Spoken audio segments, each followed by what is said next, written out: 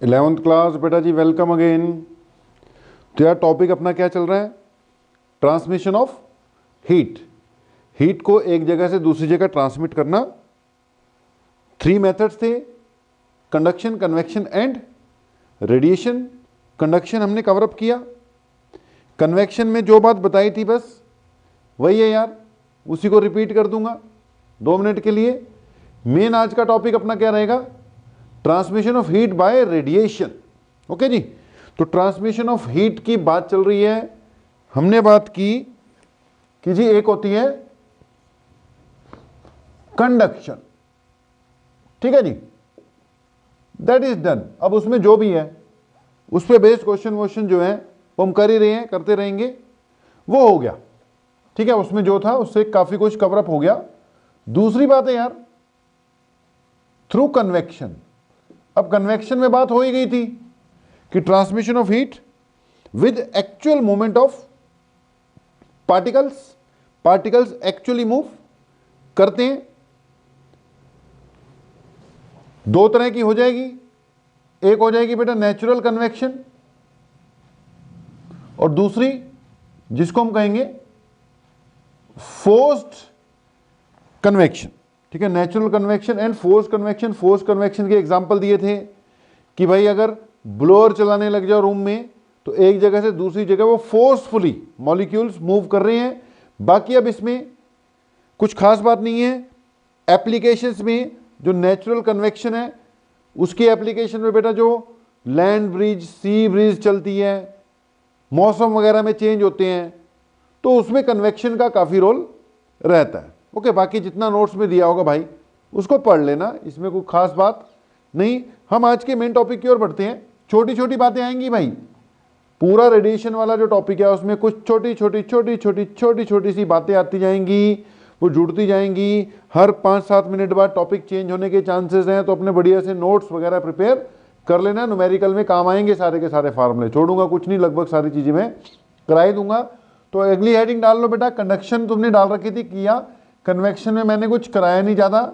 Natural force पता होना चाहिए, बाकी इसकी एप्लीकेशंस थोड़ा सा पढ़ लेना नोट्स में। अगली बात है फिर रेडिएशन भाई। अब बेटा हमने बात की कि कोई भी हॉट ऑब्जेक्ट है, एनी हॉट ऑब्जेक्ट, यानी जिसका टेम्परेचर 0 केल्विन से ऊपर है। अब देखो हॉट का मतलब ये नहीं है कि 100 डिग्री सेल्सियस पे चल रहा हो तभी हॉट माना जाएगा। हॉट कोल्ड तो मैंने बोला था रिलेटिव टर्म है। 2 टेम्परेचर को कंपेयर करोगे तो एक हॉट और दूसरा क्या हो जाएगा? कोल्ड हो जाएगा। अब हमने बोला कोई भी ऑब्जेक्ट यार जिसका कुछ भी टेम्परेचर है 0 केल्विन से ऊपर होना चाहिए, उसने रेडिएशन एमिट करनी ही करनी है। जितना ज़्यादा टेम्परेचर होगा उतनी ही रेडिएशन ज़्यादा फील होंगी, लेकिन हर टेम्परेचर पर रेडिएशन तो एमिट होती हैं। तो एवरी ऑब्जेक्ट, या कह लो every object having some temperature, अब हमारे हिसाब से चाहे वो ठंडा ही हो, रेडिएशन तो फिर भी एमिट होती हैं, लेकिन जो हमारे हिसाब से हॉट चीज़ें हैं उनसे आती हुई रेडिएशन फिर हमें फील भी होती है, उनकी वेवलेंथ उसके हिसाब से होती है। तो हीट किसी भी ऑब्जेक्ट से रेडिएशन के फॉर्म में भी निकलती रहती है। इसको कहते हैं, अगर एक पॉइंट से दूसरे पॉइंट तक ये हीट एनर्जी जा रही है तो इसको हम कहेंगे ट्रांसमिशन बाय रेडिएशन। अब अगली बार रेडिएशन का मतलब तो तुम्हें पता ही है। रेडिएशन बेसिकली क्या होती हैं? वेव्स ही होती हैं। ये जो हीट रेडिएशन है ना, हीट रेडिएशंस, बेटा जी basically these are electromagnetic waves. अब 2 तरह की वेव्स होती हैं, छोटी क्लासेस में पढ़ा होगा। एक होती है मैकेनिकल वेव्स, एक होती है इलेक्ट्रोमैग्नेटिक वेव्स। इलेक्ट्रोमैग्नेटिक वेव्स वो हैं जिनको एक जगह से दूसरी जगह ट्रेवल करने के लिए मीडियम की आवश्यकता नहीं पड़ती, यानी मीडियम की जरूरत नहीं पड़ती। वो क्या होगी आपकी? इलेक्ट्रोमैग्नेटिक। यानी कि हीट रेडिएशन अगर इलेक्ट्रोमैग्नेटिक है तो इनको भी एक पॉइंट से दूसरे पॉइंट पे जाने के लिए मीडियम की जरूरत नहीं पड़ती। वैक्यूम होगी तो भी हीट रेडिएशन एक पॉइंट से दूसरे पॉइंट की ओर ट्रांसफर हो सकती है। अच्छा, इलेक्ट्रोमैग्नेटिक वेव्स जो होती हैं वो बहुत तरह की होती हैं, ठीक है, उसका स्पेक्ट्रम बड़ा वाइड स्पेक्ट्रम है। अब ईएम वेव्स में से जो हीट रेडिएशन है वो बेटा किस कैटेगरी में जाती हैं? इंफ्रारेड जो वेव्स होती है ना, बेसिकली वो हीटिंग इफेक्ट देती हैं हमें। हमने पढ़ा है सन से 3 तरह की रेज आती हैं, विजिबल, अल्ट्रावायलेट एंड इंफ्रारेड। तो जो हीटिंग इफेक्ट वाली हैं या जो हीट रेडिएशन वाली हैं वो बेसिकली इंफ्रारेड की रेंज में आती हैं। इंफ्रारेड की रेंज होगी तो इनकी कुछ ना कुछ फ्रीक्वेंसी होगी, कुछ ना कुछ वेवलेंथ होगी। ज़्यादा डीलिंग किसके साथ हम लोग करते हैं? वेवलेंथ के साथ करते हैं। तो जो वेवलेंथ रेंज आती है इनकी वो आती है यार 7.8 इंटू 10⁻⁻7 से लेकर 4 इंटू 10⁻⁻7 मीटर। ये इनका ऑर्डर है, ठीक है। इंफ्रारेड रेज का ये ऑर्डर है, यानी हीट रेडिएशन का ये ऑर्डर है। अगर इसको मैं एंगस्ट्रॉम में यूज करूं, क्योंकि हीट वगैरह जो रेडिएशन वगैरह होती है ना, वेव्स वगैरह, उनकी वेवलेंथ वगैरह एंगस्ट्रॉम में ज़्यादा दी जाती है। तो अगर इसको एंगस्ट्रॉम में कन्वर्ट कर दूं तो इसको 10⁻⁻10 करना पड़ेगा। उसके लिए 1000 से मल्टीप्लाई, 1000 से डिवाइड, जो डिवाइड किया वो तो -10 हो गया, जो मल्टीप्लाई किया वो हो जाएगा 7800, ठीक है, से लेकर 4000 हो जाएगा। 1000 से डिवाइड किया वो इसको -10 बना देगा, लेकिन मल्टीप्लाई भी करना पड़ेगा। तो ये इसकी क्या आ गई? वेवलेंथ रेंज आ गई 4000 से 7800, 7800 एंगस्ट्रॉम, ठीक है जी। तो ये इस रेंज में लगभग लाई करती हैं हीट रेडिएशंस। ये रेडिएशन चलती हैं, इनको किसी मीडियम की जरूरत नहीं पड़ती, ठीक है, मीडियम की जरूरत नहीं पड़ती। ओके, बाकी अब रेडिएशन है। रेडिएशन है तो सारी की सारी बेटा रेडिएशन है तो वेव है, वेव है तो जो प्रॉपर्टीज वेव्स की होती हैं वही हीट रेडिएशन की होती है। रिफ्लेक्शन भी होती है, रिफ्रैक्शन भी होती है। देखो वेव्स क्या करती है? रिफ्लेक्ट कर सकती हैं, रिफ्रैक्ट कर सकती हैं। तो इनकी रिफ्लेक्शन भी होती है, रिफ्रैक्शन भी होती है। दूसरा, इनकी कुछ ना कुछ इंटेंसिटी भी होती है। कहते हैं कि जब वेव्स किसी चीज पे पड़ती हैं तो दे एक्सर्ट प्रेशर। तो बेटा जो प्रॉपर्टीज इलेक्ट्रोमैग्नेटिक वेव्स या वेव्स की होती हैं वो सारी प्रॉपर्टीज इस हीट रेडिएशन की भी होती है। कुछ ना कुछ इंटेंसिटी भी होगी। कोई भी वेव है उसकी जो इंटेंसिटी होती है ना, it is inversely proportional to square of the distance. तो इनके लिए भी ये बात फॉलो हो जाएगी कि inversely proportional to square of the distance. बाकी रिफ्लेक्शन रिफ्रैक्शन वो चलता रहेगा। ओके भाई, इतना समझ लो। हीट एक जगह से दूसरी जगह बिना किसी मीडियम के भी ट्रांसफर हो सकती है, that is in the form of radiation. ये फास्ट प्रोसेस है, बड़ी तेजी से ये रेडिएशन जाती है क्योंकि इलेक्ट्रोमैग्नेटिक वेव्स हैं। तो इनकी फिर स्पीड कितनी होती है? स्पीड ऑफ लाइट के इक्वलेंट बेटा, स्पीड ऑफ लाइट के बराबर होती है। स्पीड ऑफ लाइट कितनी होती है? 3 इंटू 10⁸ मीटर पर सेकेंड।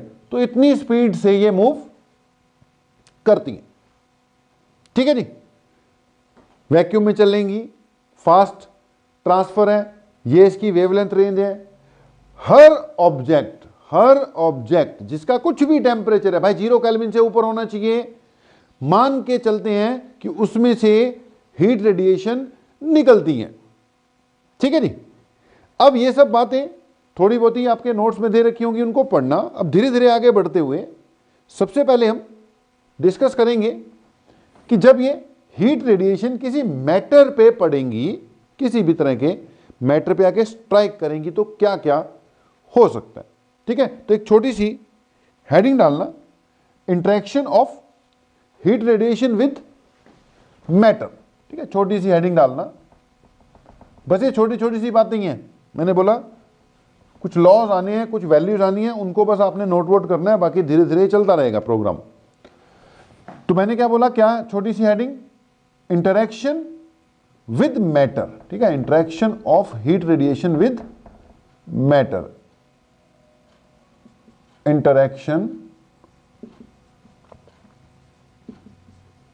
With matter. कुछ नहीं, 5 मिनट की बात, फिर बात चेंज कर देंगे। ये मान लो कोई भी सब्सटेंस है, कोई भी मेटल है, इस पे यार कुछ हीट रेडिएशंस आकर गिरती हैं, यानी कुछ हीट एनर्जी आ रही है, ठीक है, इस पे कुछ हीट एनर्जी आ रही है, मतलब पर सेकंड मान लो कितनी हीट एनर्जी आ रही है, क्यू आ रही है, या पर सेकंड ना मान लो, गिवन टाइम में मान लो, बस क्यू क्या आ रही है, हीट एनर्जी आ रही है। अब बेटा ये जो हीट एनर्जी इस पे आई, इसके साथ 3 चीजें हो सकती हैं। इसका कुछ हिस्सा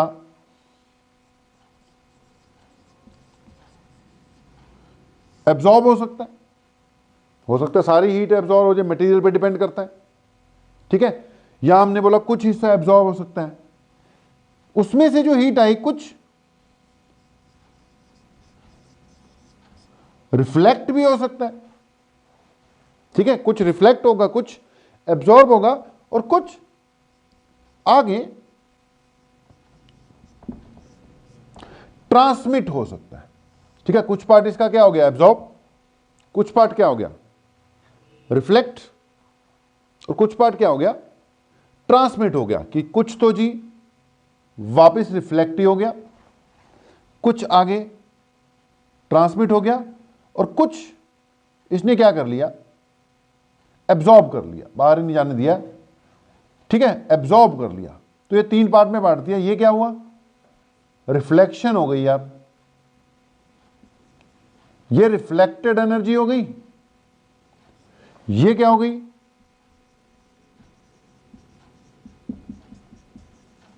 ट्रांसमिटेड एनर्जी। एक होगी रिफ्लेक्टेड एनर्जी, दूसरी क्या होगी, ट्रांसमिटेड एनर्जी, और ये क्या हो गई, ये एब्जॉर्ब्ड हो गई। अब टोटल कितनी थी क्यू, इसमें से कुछ एब्जॉर्ब हो गई, क्यू टोटल एनर्जी थी, चाहे पर सेकंड मान लो, चाहे गिवन टाइम में मान लो, कुछ एब्जॉर्ब हो गई यार, कुछ रिफ्लेक्ट हो गई, और कुछ क्या हो गई, transmit, absorbed, reflected and transmitted. अब भाई टोटल तो उतना ही है ना, हमने सब लगा लिया, यार एब्जॉर्ब भी हुई है, मान ले कुछ ट्रांसमिट हुई है, मान ले कुछ रिफ्लेक्ट भी हुई है। अब अगर मैं इसको बोथ साइड 1 से डिवाइड कर दूं, Q से डिवाइड कर दूं, तो QA divided by Q plus QR divided by Q plus QT divided by Q। Both side Q से डिवाइड किया था, ये चीज यहां पर है, ये चीज यहां पर है, ये चीज यहां पर है, ये किसके इक्वल होगी, ये भी तो Q से डिवाइड होगा ना, तो बोथ साइड Q से डिवाइड करोगे तो ये हो जाएगा 1, ठीक है जी। अब यार ये जो क्वांटिटी है इसको कहते हैं एब्जॉर्बिंग पावर, A छोटा a, एब्जॉर्बिंग पावर या एब्जॉर्प्टेंस, एब्जॉर्बिंग पावर या एब्जॉर्प्टेंस, इसको कहते हैं रिफ्लेक्टिंग पावर या रिफ्लेक्टेंस, और ये क्या हो गया, ट्रांसमिटिंग पावर या ट्रांसमिटेंस, ठीक है। एब्जॉर्बिंग पावर किसकी, इस मटेरियल की, रिफ्लेक्टिंग पावर किसकी, इस मटेरियल की, ट्रांसमिटिंग पावर किसकी, इस मटेरियल की।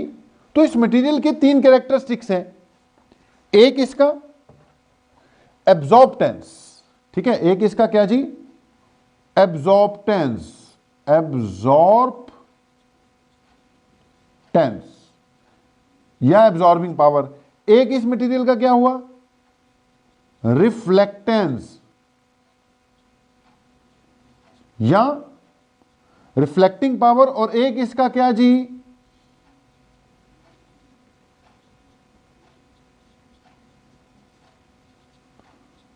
ट्रांसमिटेंस, यानी कि ट्रांसमिटिंग पावर। ठीक है, अब ये मटेरियल की प्रॉपर्टी है, वो कितना एब्जॉर्ब करेगा भाई, कितना रिफ्लेक्ट करेगा, कितना ट्रांसमिट करेगा, ये इसकी ए आर और टी वैल्यू पर डिपेंड करता है, यानी ये इसके नेचर पर डिपेंड करता है।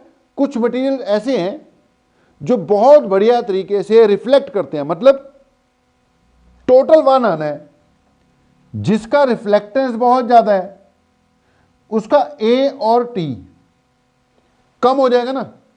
यानी अगर एक मटेरियल अच्छा रिफ्लेक्टर है, मतलब वो बुरा एब्जॉर्बर है, अच्छे रिफ्लेक्टर के लिए आर की वैल्यू 1 होनी चाहिए। परफेक्ट रिफ्लेक्टर है उसके लिए आर की वैल्यू क्या होनी चाहिए, 1 होनी चाहिए। मान लेते हैं कुछ देर के लिए कि ट्रांसमिट नहीं होती, यहां तो एब्जॉर्ब होती है, यहां क्या होती है, रिफ्लेक्ट होती है। ट्रांसमिटेंस कितना है, 0 है। तो उसके हिसाब से देखोगे तो ए प्लस आर इक्वल टू 1 आ गया ना। इसको अगर मैं 0 मान लूं तो ए प्लस आर इक्वल टू 1 आ गया।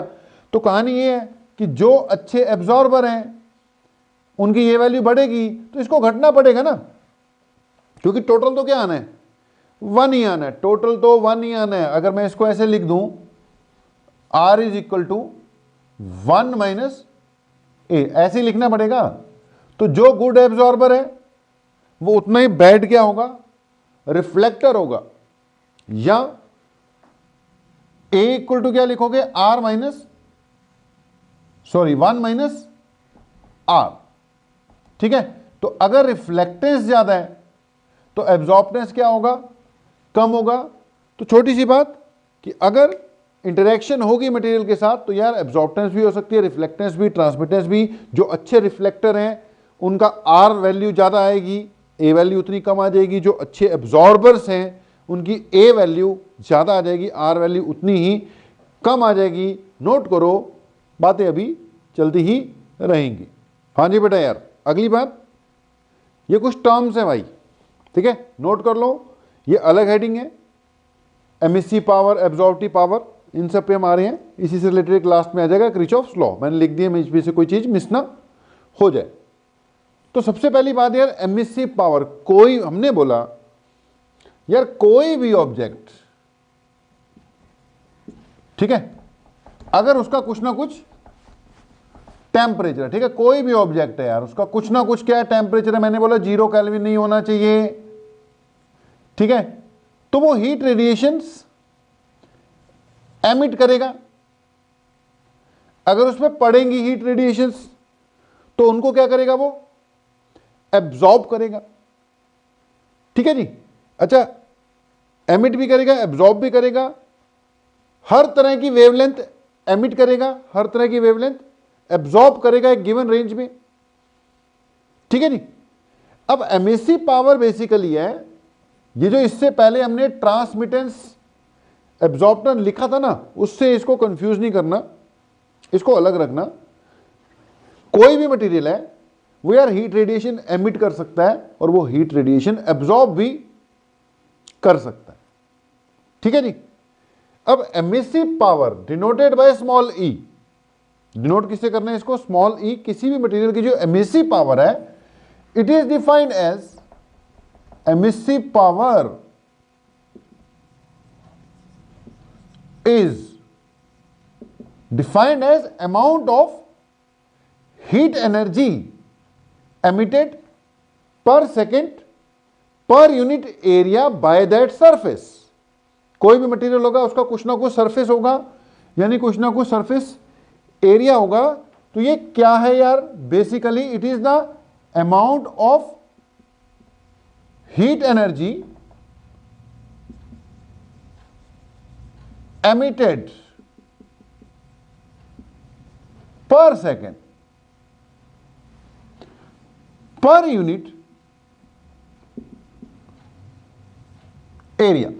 ठीक है, बेसिकली ये energy emitted per second per unit क्या बनेगी, एरिया बनेगी। ठीक है, यूनिट इसकी क्या हो जाएगी, ये हो जाएगी जाउल पर सेकेंड। और ये हो जाएगा पर मीटर स्क्वायर। ठीक है जी। तो it is heat energy emitted per second per unit area, ये होगी एमिसिव पावर E। ओके, अब जब E डिफाइन की जाती है ना बेटा, ये एक पर्टिकुलर वेवलेंथ के लिए डिफाइन की जाती है, एक पर्टिकुलर वेवलेंथ के लिए कि यार इस वेवलेंथ की कितनी energy per second per unit area emit कर रहा है।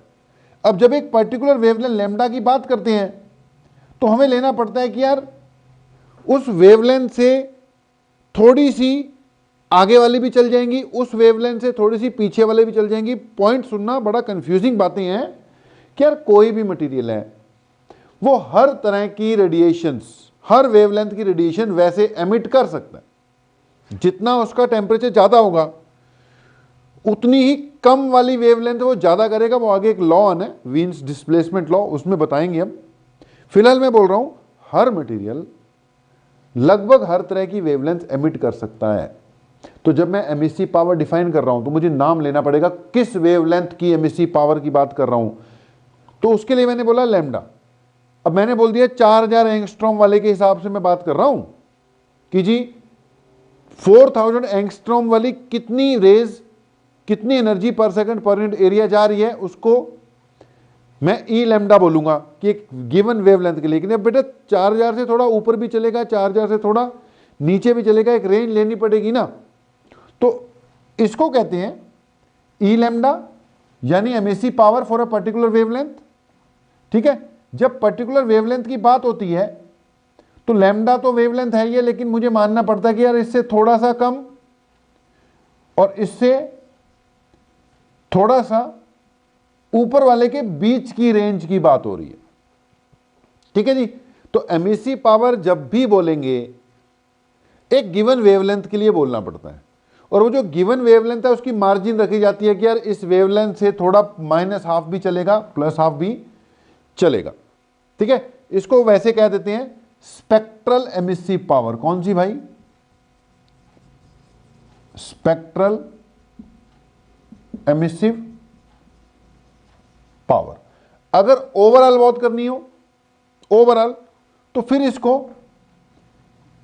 क्या कर देते हैं, इंटीग्रेट कर देते हैं। ठीक है, अगर ओवरऑल बात करनी हो तो इसको क्या कर देते हैं, इंटीग्रेट कर देते हैं 0 से लेकर इन्फिनिटी। अब ये होगी ओवरऑल एमिसिव पावर, और ये होगी एक पर्टिकुलर वेवलेंथ के लिए, यानी कि spectral emissive power. Basically emissive power का मतलब energy emitted per second per unit area, energy emitted per second per unit area, heat energy. ठीक है, heat energy emitted per second per unit area. Just like that एक होगी absorptive power. ये क्या हुई? It is heat energy absorbed per second per unit area by the surface, जिस भी surface की बात हो रही है। तो it is heat energy absorbed per second per unit area, ये एमिसिव पावर ई है। यहीं पर दूसरी बात एक्सप्लेन कर देता हूं, किसकी बेटा? एब्जॉर्प्टिव पावर वाली, जिसको हमने किससे नोट किया? ए से। सिंपल सी कहानी, it is energy, heat energy absorbed per second per unit areas. ठीक है, पर सेकेंड पर यूनिट एरिया, यानी ये भी बेसिकली क्या है? पर second per unit area. Unit भी इसकी वही बन जाएगी। ठीक है जी। अब इसके लिए भी फिर वही बात, ये भी एक पर्टिकुलर वेवलेंथ के लिए ही बात करनी पड़ती है। तो इसको भी क्या कहेंगे? Spectral absorptive power. क्या चीज जी? Spectral absorptive power. ये जो पहले हम डिस्कस कर रहे थे ना, लगभग वही चीज है कि कितनी ज्यादा एब्जॉर्ब कर रहा है। लेकिन वहां पे एमिशन वर्ड नहीं था, वहां पे एब्जॉर्प्शन था, ट्रांसमिटेंस था और रिफ्लेक्टेंस था। ट्रांसमिटेंस रिफ्लेक्टेंस की बात नहीं कर रहे। एब्जॉर्प्टेंस लगभग वही चीज होगी, एब्जॉर्बिंग पावर। ठीक है, या एब्जॉर्प्टेंस। एक नई चीज क्या जुड़ी है, एमिसिव पावर, एमिट कितना करता है और एब्जॉर्ब कितना करता है, एमिट कितना करता है और एब्जॉर्ब कितना करता है। रिफ्लेक्शन और ट्रांसमिशन हम ले ही नहीं रहे। ओके, अगर ये एक पर्टिकुलर वेवलेंथ के लिए बोलोगे तो वो स्पेक्ट्रल कहलाएगा। और वही बात, वेवलेंथ तो ले ली, लेकिन इसकी मार्जिन रखनी पड़ेगी कि इस रेंज में, यानी लैम्डा -½ से लैम्डा +½ की रेंज में चलेगा। ठीक है जी। ओवरऑल सभी वेवलेंथ्स को कंसीडर करते हुए लेना हो तो मुझे क्या करना पड़ेगा, इसको इंटीग्रेट कर देना पड़ेगा 0 से लेकर इन्फिनिटी के बीच में। ये ओवरऑल आ जाएगा। कंफ्यूजन जरूर होगी, कंफ्यूजिंग जरूर है, लेकिन अब करना पड़ेगा। ओवरऑल अभी तक दो बातें, एमिसिव पावर मतलब कितना एमिट करता है पर सेकंड पर यूनिट एरिया, कितनी हीट रेडिएशन एमिट करता है पर second per unit area, emissive power. और दूसरी बात एब्जॉर्प्टिव पावर, कितनी हीट रेडिएशन कोई भी सरफेस, कोई भी सब्सटेंस एब्जॉर्ब करता है। देखो सरफेस वर्ड यूज हो रहा है क्योंकि पर यूनिट एरिया बोल रहे हैं ना, तो गिवन सरफेस की बात होगी। गिवन सरफेस कितनी हीट रेडिएशन एमिट करता है पर सेकंड पर यूनिट एरिया, ये क्या हो गई, एमिसिव पावर। और कितनी एब्जॉर्ब करता है पर सेकंड पर यूनिट एरिया, ये क्या हो गई, एब्जॉर्प्टिव पावर हो गई। ठीक है जी। अगली बात, एक वर्ड आ रहा है परफेक्टली ब्लैक बॉडी। अब यार परफेक्टली ब्लैक बॉडी उसको कहते हैं जो बहुत बढ़िया तरीके से एब्जॉर्ब करें हीट रेडिएशन को। उस पे हीट रेडिएशन डालो और वो सारी की सारी को क्या कर ले, एब्जॉर्ब कर ले। उस पे जिस तरह की हीट रेडिएशन डालो, जिस मर्जी वेवलेंथ की डालो, सारी की सारी को क्या कर ले, एब्जॉर्ब कर ले। दो बातें मैंने की कि एक सरफेस है, उस पे मैं हीट रेडिएशन डालता हूं, उसका कुछ हिस्सा वो ट्रांसमिट कर लेता है, कुछ हिस्सा एब्जॉर्ब कर लेता है, तो परफेक्ट नहीं ना हुआ। लेकिन अगर कोई परफेक्ट एब्जॉर्बर है, परफेक्ट एब्जॉर्बर, तो मतलब उस पे जितनी भी हीट रेडिएशन डालोगे वो सारी की सारी को क्या कर लेगा, एब्जॉर्ब कर लेगा। जितनी भी हीट रेडिएशन डालोगे वो सारी की सारी को क्या कर लेगा जी, एब्जॉर्ब कर लेगा। तो वो हो गया परफेक्ट एब्जॉर्बर। हीट रेडिएशन की बात चल रही है, हीट रेडिएशन के लिए परफेक्ट एब्जॉर्बर। अब इस टाइप की ऑब्जेक्ट को या इस टाइप के सरफेस को हम क्या बोलेंगे, परफेक्ट ब्लैक बॉडी। तीसरी बात है जी perfect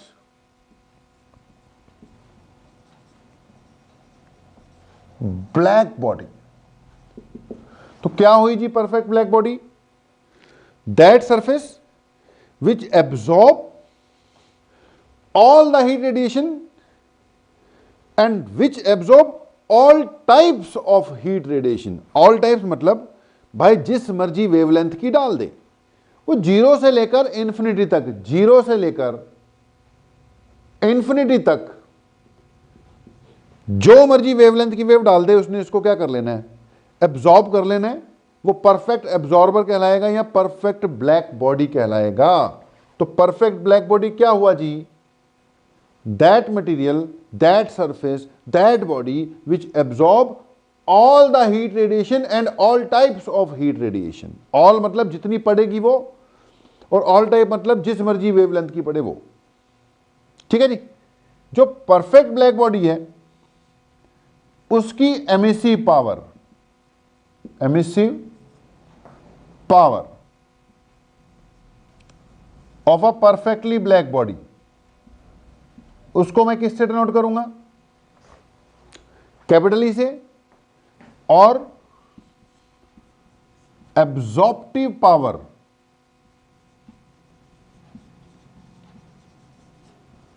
of a perfectly black body को किससे डिनोट करूंगा,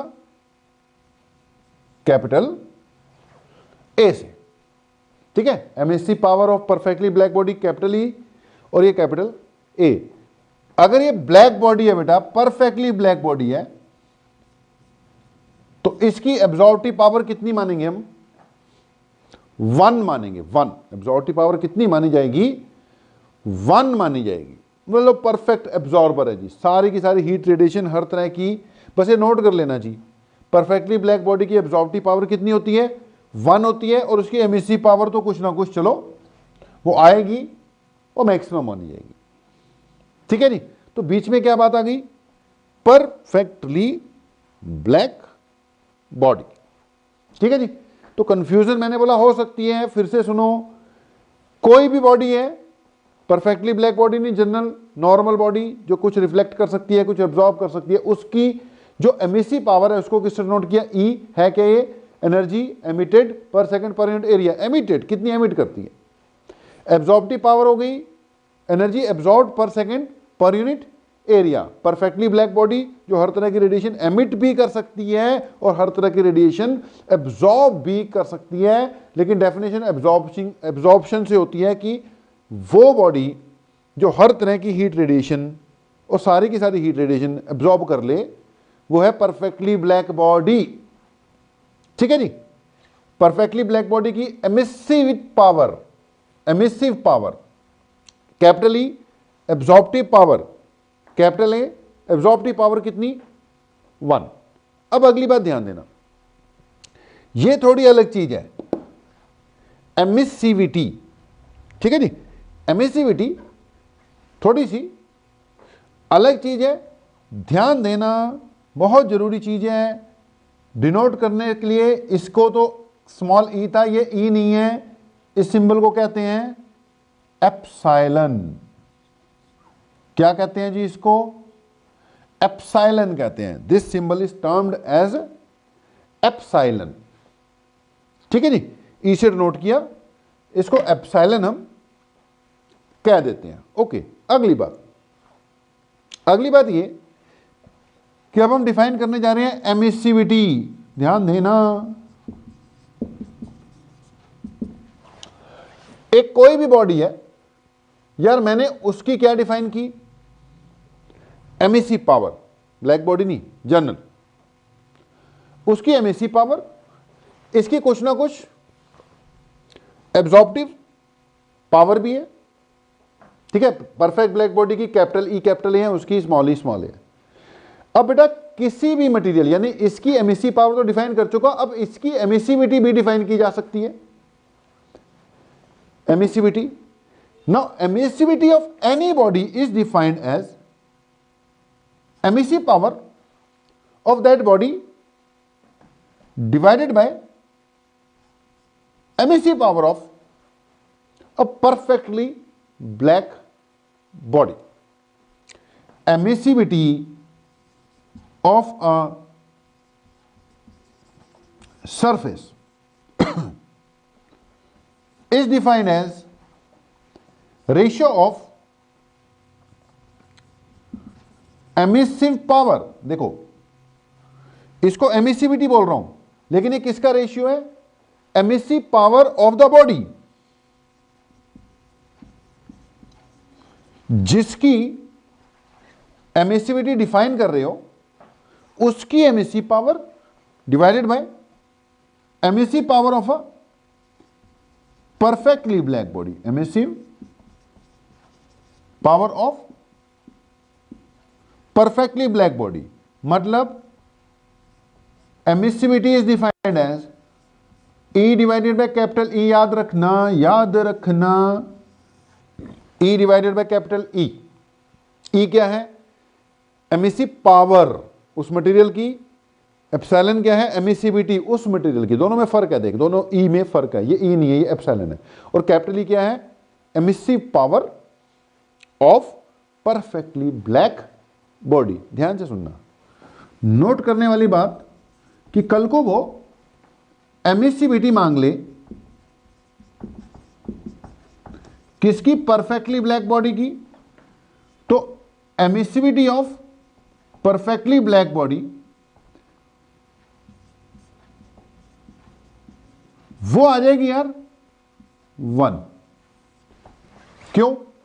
क्योंकि किसकी परफेक्टली ब्लैक बॉडी की, तो ऊपर भी किसकी वैल्यू पुट होगी, परफेक्टली ब्लैक बॉडी की, नीचे भी भाई वो कट जाएगा, ये क्या आ जाएगी 1 आ जाएगी। याद रखना परफेक्टली ब्लैक बॉडी की एमिसी पावर कैपिटल ई से, परफेक्टली ब्लैक बॉडी की एब्जॉर्प्टिव पावर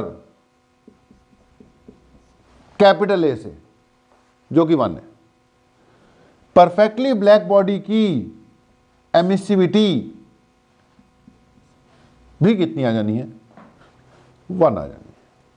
ठीक है, तो एमिसिव पावर उसकी कुछ ना कुछ होगी, capital E set note, absorptive power 1 है, एमिसिविटी उसकी क्या आ जानी है 1 आ जानी है। याद रखनी है भाई, बातें याद रखनी है, मैं बोल रहा हूं न्यूमेरिकल्स आने, इस पे बेस क्वेश्चंस आने, तो याद तो रखना पड़ेगा। ओके जी, तो एक ये बात हो गई, रिवाइज करना काम आएंगी। तो हमने बोला कोई चीज मिस ना हो जाए इसलिए हमने लिख दी थी, एमिसिव पावर हो गया किसी भी मटेरियल की, उसी मटेरियल की एमिसिविटी भी हो सकती है, एमिसिविटी आपको डिफाइन करवा दी। ठीक है जी, फिर परफेक्टली ब्लैक बॉडी होगी, उसकी भी कुछ ना कुछ एमिसिव पावर हो सकती है, उसकी कुछ ना कुछ एमिसिविटी भी हो सकती है, जो कि क्या आ गई थी 1 ही आ गई थी, एमिसिविटी हमने डिफाइन कर ही दिया। अगली बात आ गई फेरिस ब्लैक बॉडी। देखो यार, ब्लैक बॉडी हमने बोल तो दिया, लेकिन ब्लैक बॉडी को बनाना, ऑब्टेन करना बड़ा मुश्किल काम है। एक आइडियल सी स्थिति है, परफेक्टली ब्लैक बॉडी ऑब्टेन की ही नहीं जा सकेगी। ये एक आइडियल सी स्थिति है कि जी एक मटेरियल हो जो हर तरह की रेडिएशन को और सारी की सारी रेडिएशन को क्या कर ले, एब्जॉर्ब कर ले, तो वो एक आइडियल सिचुएशन है बेटा। अब वो आइडियल सिचुएशन मेंटेन करना या ऑब्टेन करना कई बार डिफिकल्ट हो जाता है। तो बिल्कुल परफेक्ट आइडियल बॉडी तो ऑब्टेन नहीं की जा सकती, लेकिन एक फेरी ने एक सिचुएशन सी क्रिएट की जिसको हम क्या बोल देते हैं, फेरिस ब्लैक बॉडी बोल देते हैं। ठीक है, फेरिस ब्लैक बॉडी एक सिचुएशन सी क्रिएट की गई है जिसको फेरिस ब्लैक बॉडी बोल दिया जाएगा। अब उसने क्या किया, एक स्फेयर लिया, ठीक है, उसके अंदर वाली साइड पे ब्लैक पेंट कर दिया, ब्लैक पेंट एब्जॉर्बर है, ठीक है। उसके अंदर जाने के लिए बहुत थोड़ी सी जगह रखी, और जहां पे जा रही है, जहां से उसके सामने भी क्या रखा है, एक पॉइंटेड एज रखी हुई है ताकि रिफ्लेक्शन हो ही ना सके। अब यहां से जब रेज जाएंगी, ठीक है, जो यहां पड़ेंगी वो इधर निकल जाएंगी, ठीक है जी। तो इसमें से जो यहां पड़ेंगी इधर निकल जाएंगी, और एक बार अंदर घुस गई फिर वो बाहर नहीं निकल पाएंगी। तो जितनी भी हीट रेडिएशन इसके अंदर जाएगी वो ये लगा लो कि इसी के अंदर फंसी रह जाएगी, बाहर नहीं निकल पाएगी। तो जो भी हीट रेडिएशन यहां पे पड़ रही है उसको ये क्या कर ले रही है, एब्जॉर्ब कर ली है। इसलिए इसको हम क्या कह देते हैं, परफेक्टली ब्लैक बॉडी वाली सिचुएशन क्रिएट हो गई हुई है। ठीक है, परफेक्टली ब्लैक बॉडी वाली सिचुएशन जैसे यहां पर क्रिएट हो गई हुई है। तो ये कोई मतलब किताबों में दिया होगा, इसको बस एक बार रीड आउट कर लेना। मेन 1 2 3 4 डेफिनेशंस थी। अब अगली बात है जिसको हम कहेंगे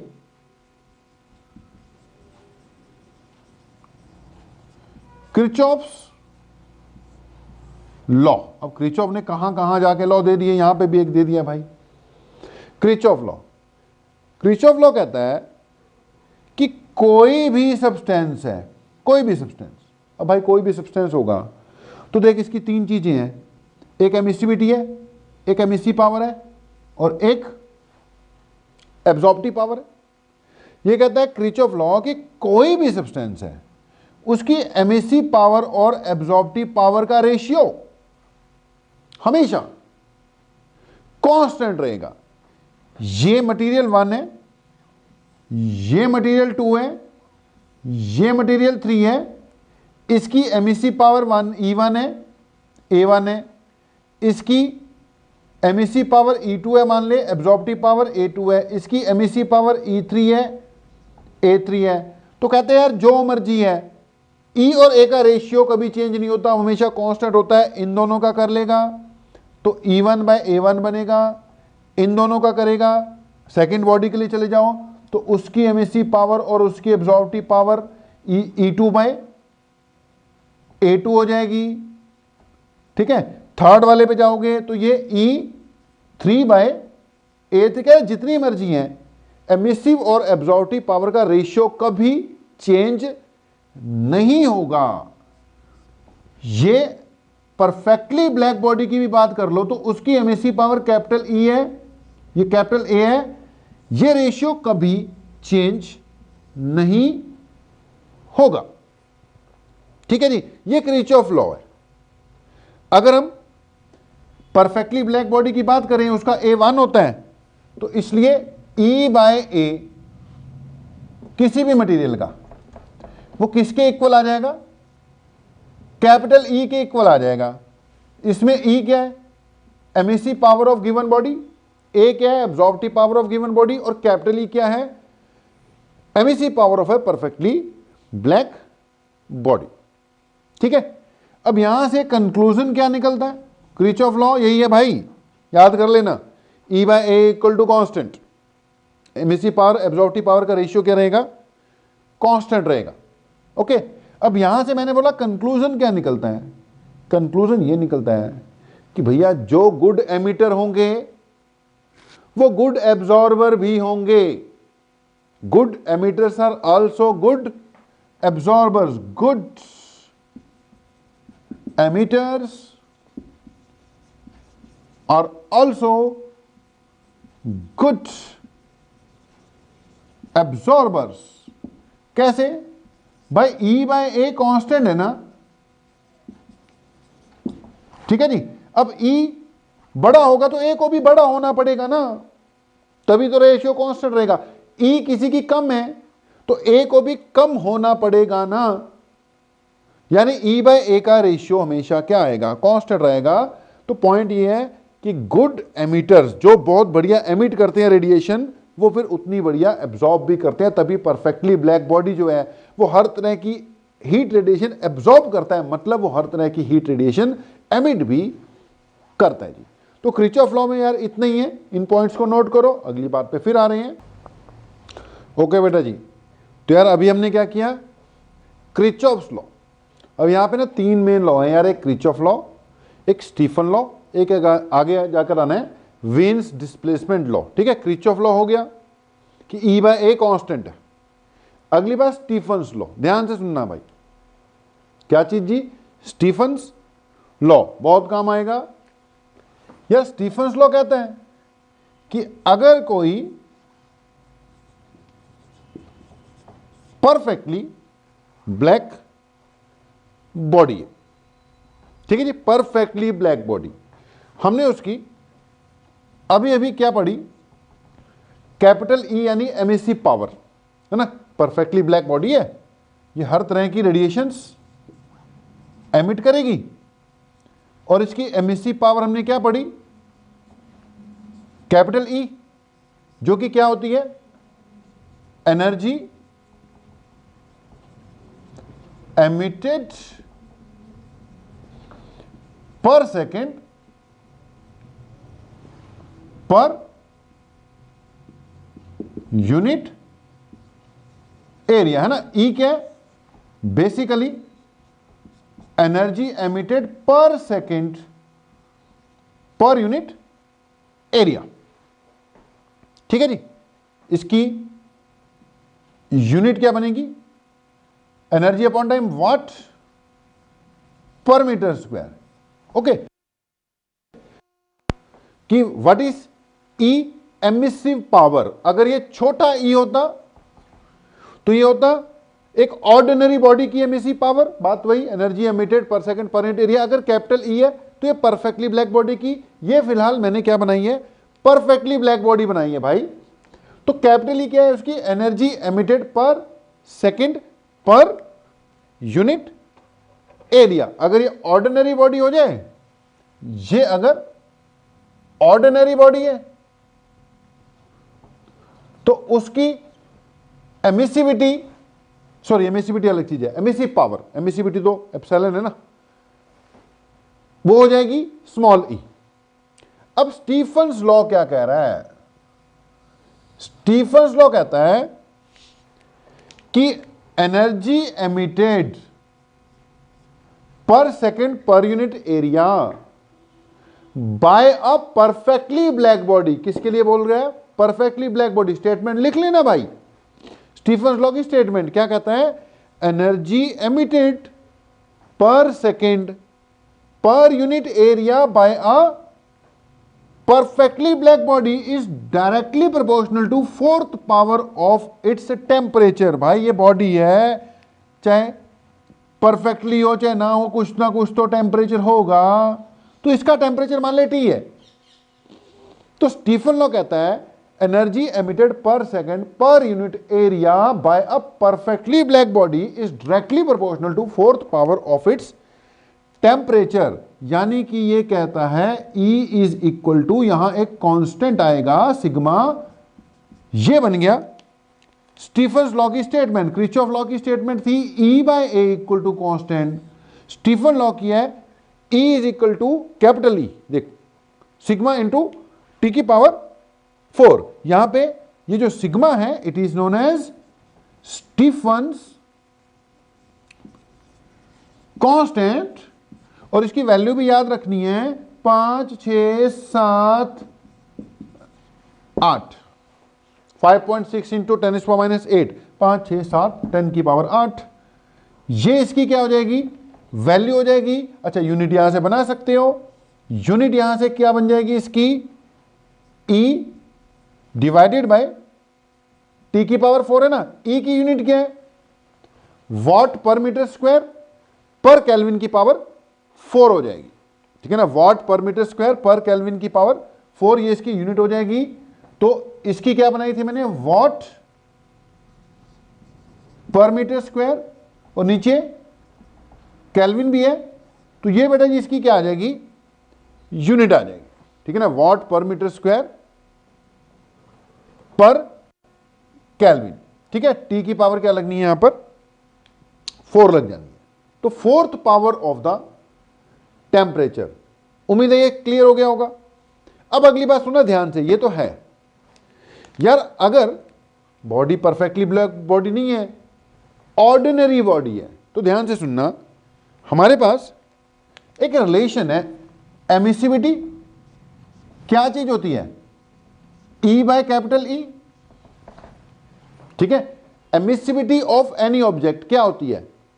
E divided by capital E, उसकी खुद की एमिसिव पावर और परफेक्टली ब्लैक बॉडी की एमिसिव पावर, ठीक है जी। अब अगर क्रिचॉफ लॉ ये कहता है E is equal to sigma T की पावर 4, ठीक है, तो इसकी जगह पर अगर मैं परफेक्टली ब्लैक बॉडी के लिए, सॉरी ऑर्डिनरी बॉडी के लिए ये बनाऊं, ये तो किसके लिए? परफेक्टली ब्लैक बॉडी के लिए ना। अगर ऑर्डिनरी बॉडी के लिए मैं बात करूं तो ये एक्सप्रेशन बनेगी कि जी उसकी energy emitted per second per unit area fourth power of temperature तो आएगी, लेकिन इसकी जगह पर E की जगह पर मुझे क्या लिखना पड़ेगा? E की जगह पे लिखना पड़ेगा E बाय, चेक कर लो जी, E ऊपर चले गया, E बाय एमिसिविटी आ गई। अब यहां पर E की जगह क्या पुट कर सकता हूं? ध्यान देना, E की जगह मैं पुट करूंगा E by emissivity equal to क्या था? सिग्मा टी की पावर 4। देख स्टीफन लॉ तो परफेक्टली ब्लैक बॉडी के लिए था कि परफेक्टली ब्लैक बॉडी के लिए energy emitted per second per unit area ये होती है। तो असली एक्सप्रेशन तो यही है, मैंने तो कुछ ना किया, मैंने तो बस उस इक्वेशन का यूज कर लिया कि emissivity of a given body, ये वाली बॉडी है, इसकी emissivity equal to E by capital E होता है। कैपिटल E को घुमा के E बाय एप्सिलॉन लिख सकता हूं। तो इसकी जगह मैंने क्या लिख दिया? E by epsilon not equal to sigma T की पावर 4, वही चीज है, कुछ चेंज नहीं किया। लेकिन इससे फायदा क्या हो गया? एमिसिविटी ऊपर चली गई, ये हो गया सिग्मा, ये हो गया टी की पावर 4। अब ये चीज क्या है?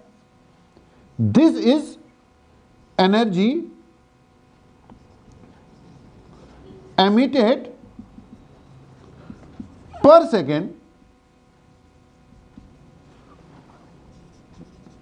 पर unit area bye N ordinary body. ठीक है जी, ये क्या है?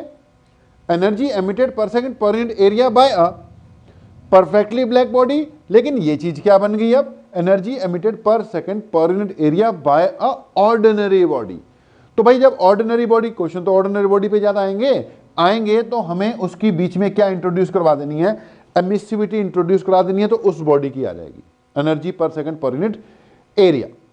ठीक है, ये दो एक्सप्रेशन हो गई। अब वैसे ये होता क्या है?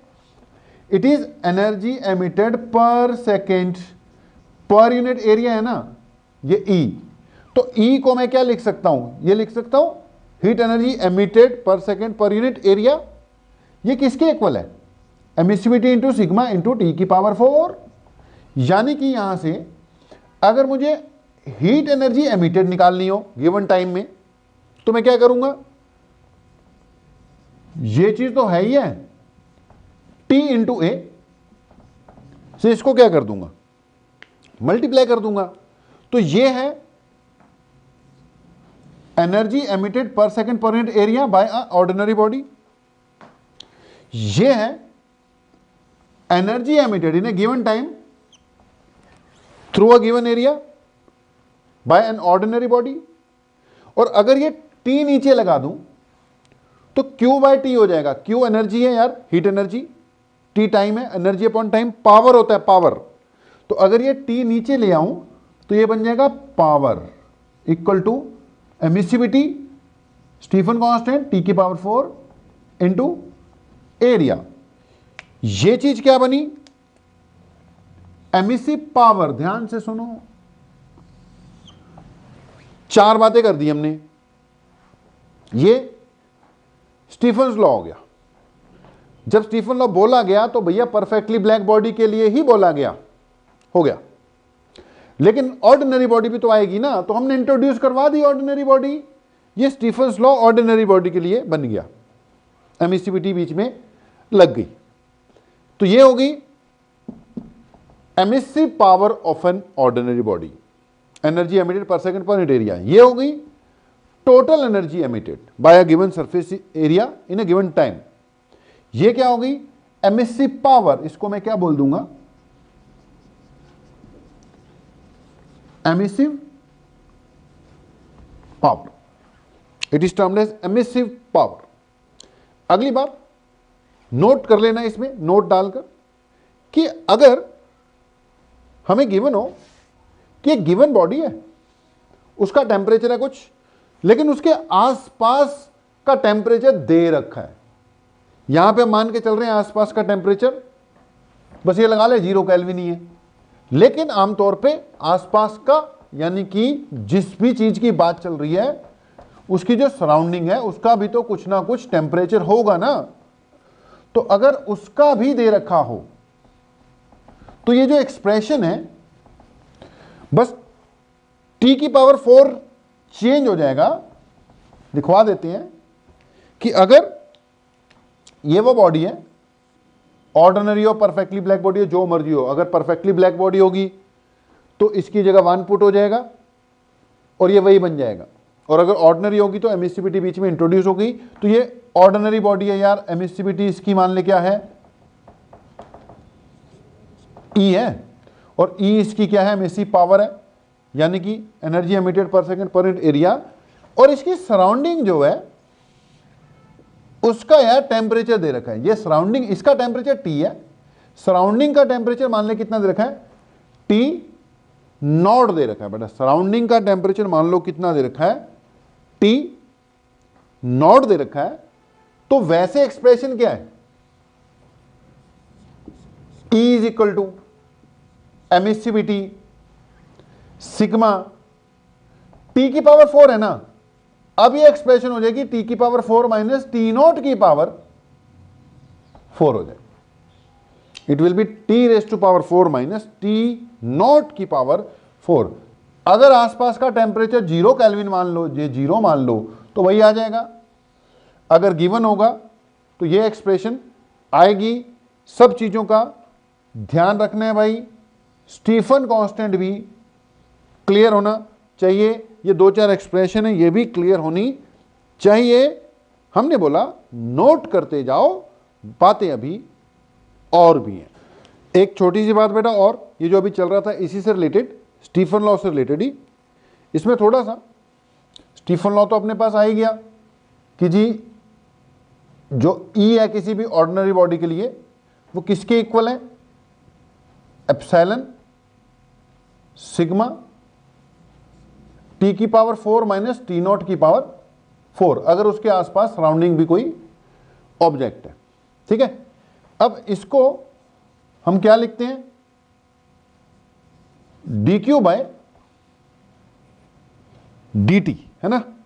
अगर छोटा हो, स्मॉल अमाउंट हो तो डी क्यू यूज कर सकते हैं। वैसे मैंने क्या यूज किया था अभी, खैर ये क्या था, क्यू पर unit area per unit time. ये किसके इक्वल आ रहा है, एप्सिलॉन सिग्मा टी की पावर 4 माइनस टी नॉट की पावर 4। ध्यान देना, ये चीज अपने पास अभी थी ही। ठीक है, कोई भी ऑर्डिनरी बॉडी है वो energy emitted per second per unit area किसके इक्वल था, एप्सिलॉन आ जाएगा, सिग्मा आ जाएगा, टी की पावर 4 माइनस टी नॉट की पावर 4 है।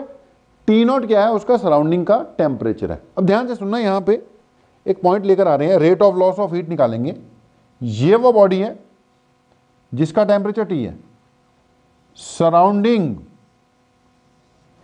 का टेम्परेचर टी नॉट है। ये हीट एनर्जी एमिट कर रही है। यार हीट एनर्जी एमिट कर रही है तो इसका मतलब हीट लूज कर रही है ना। अब हीट लूज कर रही है तो मतलब इसकी कूलिंग हो रही है ना। हीट लूज करने का मतलब इसकी क्या हो रही है, कूलिंग हो रही है। अब हमने यहां पर एक पॉइंट निकालना है कि जी हमें अगर कभी rate of loss of heat या कह लो रेट ऑफ कूलिंग निकालने के लिए बोल दिया जाए तो यहीं से बनाया जा सकता है। यह है एनर्जी एमिटेड, एमिट करने का मतलब लूज कर रही है ना, पर सेकेंड पर यूनिट एरिया। अब इसको मैं क्या करता हूं, क्यू को डी क्यू लिख देता हूं और टाइम को डी टी लिख देता हूं। Small small interval of time, rate जब बोल दिया तो स्मॉल रेट चाहिए ना, ये छोटा सा टाइम कर दिया डी टी, ये उस छोटे टाइम में फिर छोटी हीट ही निकलेगी ना, डी क्यू कर दिया। इसको लिख दिया मैंने एमिसिविटी सिग्मा टी की पावर 4 माइनस टी नॉट की पावर 4 इंटू एरिया यहां पर आ गया। यार ये क्या है, it is rate of emission of heat energy. तो एक तरह से rate of loss of, basically rate of loss of heat ही हो गया। एमिट करना मतलब वो तो लूज ही कर रही है ना बॉडी, तो बात तो वही है, बस टाइम छोटा कर दिया, हीट छोटी कर दी, बाकी एक्सप्रेशन तो वही है। अच्छा एक और बात हमने ये भी सुन रखा है कि Q equal to M C delta T, है ना, डेल्टा कैपिटल टी लगेगा। ये जो स्मॉल टी है भाई, स्मॉल टी तो टाइम है, कैपिटल टी जो है वो टेम्परेचर है। ज्यादा कंफ्यूजन हो जाए तो थीटा से नोट कर दिया करो। तो ये हो गया एम सी, ये चेंज इन टेम्परेचर होता है अगर डेल्टा टी होता है। ठीक है, अगर ये स्मॉल हीट ले लूं तो ये एम सी, इसको मैं फिर dt कर दूंगा, चेंज इन टेम्परेचर। जो छोटा सा टेम्परेचर, भैया कंफ्यूज ना होना, ये वाला छोटा टी जो है वो तो टाइम है, बड़ा टी जो है वो तो टेम्परेचर का चेंज है। अब अगर मैं बोथ साइड dt से क्या कर दूं, डिवाइड, तो ये बन जाएगा एम सी dt के नीचे dt, बड़े के नीचे छोटा, बड़ा वाला टेम्परेचर है, छोटा वाला टाइम है। अब देख ये भी dq बाई dt है, ये वो मटेरियल है जिसका टेम्परेचर T था। अब इसकी कुछ ना मटेरियल है तो कुछ ना कुछ स्पेसिफिक हीट भी तो होगी ना, स्पेसिफिक हीट C थी, तो अगर ये हीट लूज करता जा रहा है तो इसका टेम्परेचर कम भी होगा ना। अब कितना कम हो रहा है, वो इससे निकलेगा। इसका मास मान लो m था, तो ठीक है ये एक्सप्रेशन तो है ही है, लेकिन ये पुरानी वाली dq equal to mc delta T तो चलेगी ना। तो बेटा ये जो हीट लूज कर रहा है, loose per unit time, Stephen law से ये रिजल्ट आया हुआ है, ये जो हीट लूज कर रहा है per unit time temperature change के हिसाब से ये रिजल्ट है हमारे पास। तो है तो वही मटेरियल, पर यूनिट टाइम इतनी हीट लूज कर रहा है, चाहे इस फार्मूले से निकाल ले, पर यूनिट टाइम इतनी हीट लूज कर रहा है, चाहे इस टेम्परेचर से, इस फार्मूले से निकाल ले, तो दोनों एक ही चीज है। दोनों को क्या करना पड़ेगा, इक्वेट करना पड़ेगा। अगर दोनों को इक्वेट कर दूंगा तो ये बनेगा m c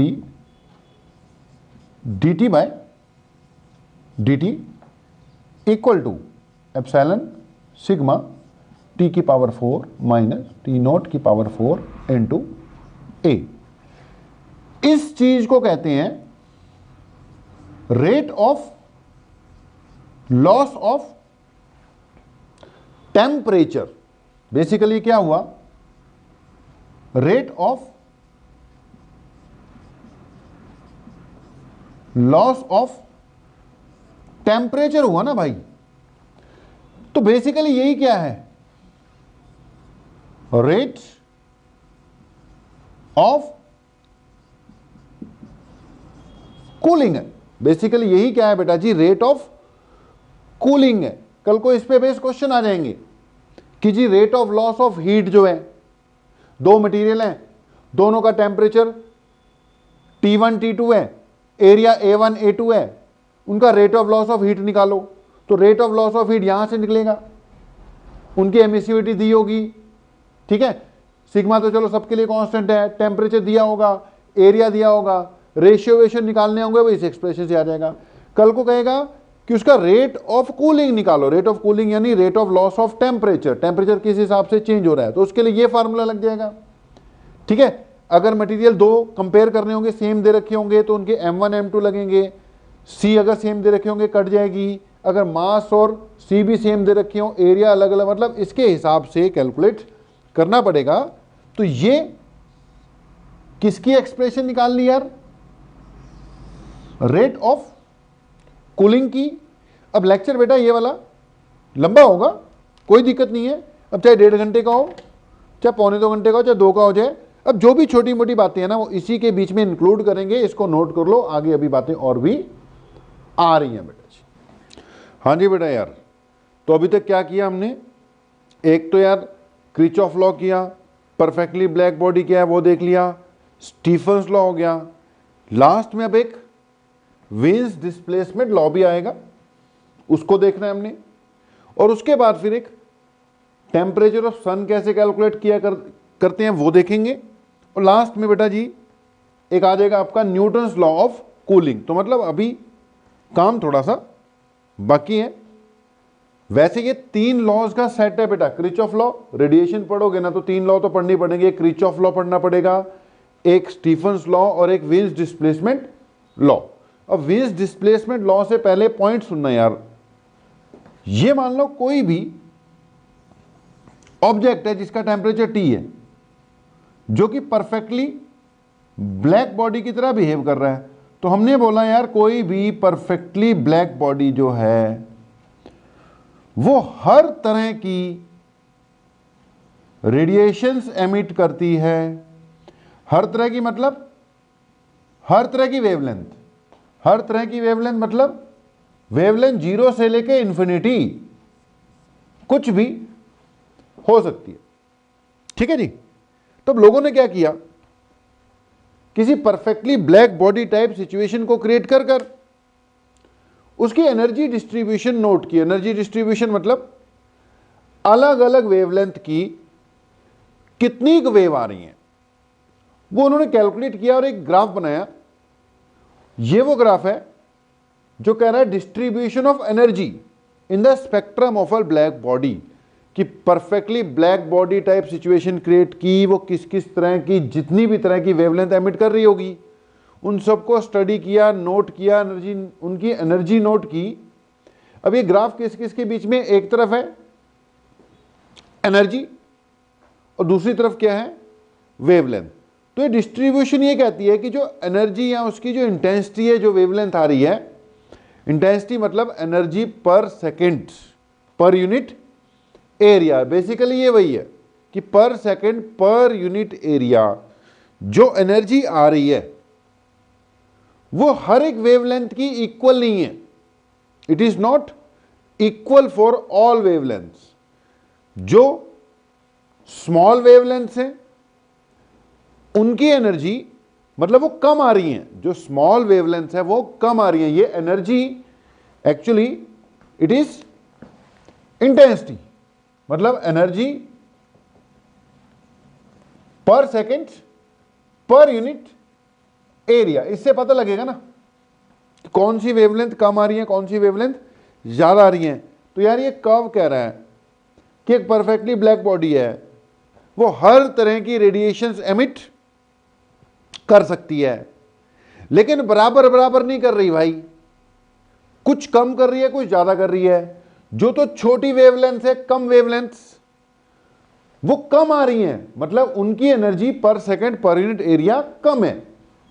जो बहुत बिग वेवलेंथ हैं टेंडिंग टू इंफिनिटी, छोटी वाली टेंडिंग टू जीरो, वो भी कम आ रही है, यानी उनकी भी energy per second per unit area कम आ रही है। बीच की जो है मिडल सी वेव मतलब एवरेज सी वेवलेंथ वालों की इंटेंसिटी ज्यादा है। तो this is distribution of energy in perfectly black body spectrum. अगर परफेक्टली ब्लैक बॉडी का यार स्पेक्ट्रम है तो उसमें डिस्ट्रीब्यूशन ऑफ एनर्जी कुछ इस टाइप की होती है। आपको इन ग्राफ्स वगैरह की भी समझ होनी चाहिए जी, ठीक है, आना चाहिए ये सब चीजें। तो किस चीज पे ग्राफ था बेटा ये? It was distribution of energy. Actually it is energy per second per unit area है, लेकिन बोलते इसको यही है। इससे ये पता लग रहा है कि किस वेवलेंथ की इंटेंसिटी ज्यादा है, किस वेवलेंथ की इंटेंसिटी कम है। क्या पता लगा कि जो एवरेज सी वेवलेंथ है यानी मैक्सिमम वेवलेंथ, ये लैम्डा एम का मतलब क्या है? मैक्सिमम वेवलेंथ, ठीक है। ये वो वेवलेंथ है जिसकी इंटेंसिटी सबसे ज्यादा आ रही है। इससे ज्यादा वाली बड़ी वेवलेंथ की इंटेंसिटी भी कम हो जाती है और इससे छोटी वेवलेंथ की इंटेंसिटी भी क्या हो जाती है? कम हो जाती है। यानी मैक्सिमम एनर्जी जो है या मैक्सिमम एनर्जी पर सेकंड पर यूनिट एरिया इस पर्टिकुलर वेवलेंथ की आती है। मतलब एक हॉट बॉडी है, वो हर तरह की रेडिएशन एमिट कर सकती है, चलो मान लिया, लेकिन बराबर नहीं है, कुछ कम कुछ ज्यादा। एक एवरेज सी वेवलेंथ जो है उसकी एनर्जी ज्यादा आती है।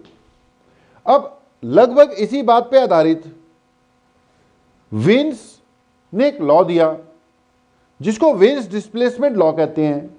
देख ग्राफ तो यही है, ई लैम्डा वर्सेस लैम्डा। ग्राफ तो यही है, ये एनर्जी डिस्ट्रीब्यूशन वाला ही, लेकिन ये अलग अलग टेम्परेचर पर बनाया गया ग्राफ है। मतलब अगर एक पर्टिकुलर टेम्परेचर पे लो तो ये ग्राफ आएगा, अगर टेम्परेचर चेंज कर दूं तो ग्राफ तो ऐसा ही आएगा। देख शेप तो यही है, शेप ऐसी रहेगी। मतलब बहुत कम वेवलेंथ वालों की इंटेंसिटी कम, बहुत ज्यादा वेवलेंथ वालों की इंटेंसिटी भी कम, एक एवरेज वेवलेंथ वालों की इंटेंसिटी ज्यादा होगी। टिपिकली ग्राफ की शेप तो यही रहेगी, लेकिन उसमें थोड़ा सा फर्क पड़ जाएगा, शिफ्टिंग हो जाएगी। ये जो लैम्डा मैक्सिमम है, मैक्सिमम वाली वेवलेंथ जो है वो शिफ्ट कर जाएगी आगे, अगर टेम्परेचर क्या कर दिया जाए? बढ़ा दिया जाए तो, ठीक है, तो घटा दिया जाए तो, सॉरी, अगर टेम्परेचर, अब इनमें से देखो ये T1 है, T2 है, T3 है, सबसे बड़ा टेम्परेचर कौन सा है?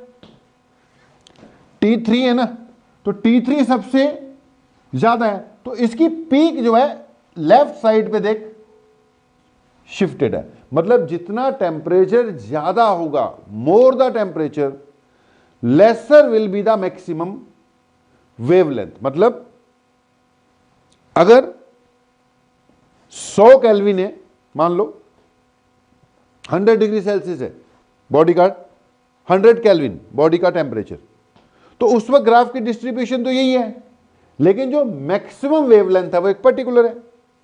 अगर टेम्परेचर बढ़ा दूंगा, 200 केल्विन कर दूंगा, तो शेप तो वही रहेगी, लेकिन मैक्सिमम जिस पे आ रहा है वो वेवलेंथ कम हो जाएगी, वो वेवलेंथ कम हो जाएगी। देख, ये सबसे छोटा टेम्परेचर है T1, T1 सबसे छोटा है, शेप वही है, लेकिन मैक्सिमम एक हाई वेवलेंथ पे आ रहा था। अगर टेम्परेचर बढ़ा दिया, T2 कर दिया, शेप तो वही है, लेकिन मैक्सिमम वाली वेवलेंथ जो है वो कम हो गई। जिस वेवलेंथ पे एनर्जी मैक्सिमम आनी है, उसकी वैल्यू अप का मतलब छोटी वेवलेंथ पे मैक्सिमम एनर्जी आएगी। टेम्परेचर और बढ़ा दिया तो और छोटी वेवलेंथ पे मैक्सिमम एनर्जी आएगी। मतलब मोर द टेम्परेचर, जितना ज्यादा टेम्परेचर होगा उतनी ही स्मॉलर वेवलेंथ वाली रेज एमिट होंगी। जितना टेम्परेचर कम होगा उतनी ही लार्जर वेवलेंथ वाली वेव्स एमिट होंगी। बात को समझो, इसको पढ़ो, नोट्स में भी दे रखा होगा, सिंपल है। तो इसी पे आधारित ये बात आ गई कि जी जो मैक्सिमम वेवलेंथ है,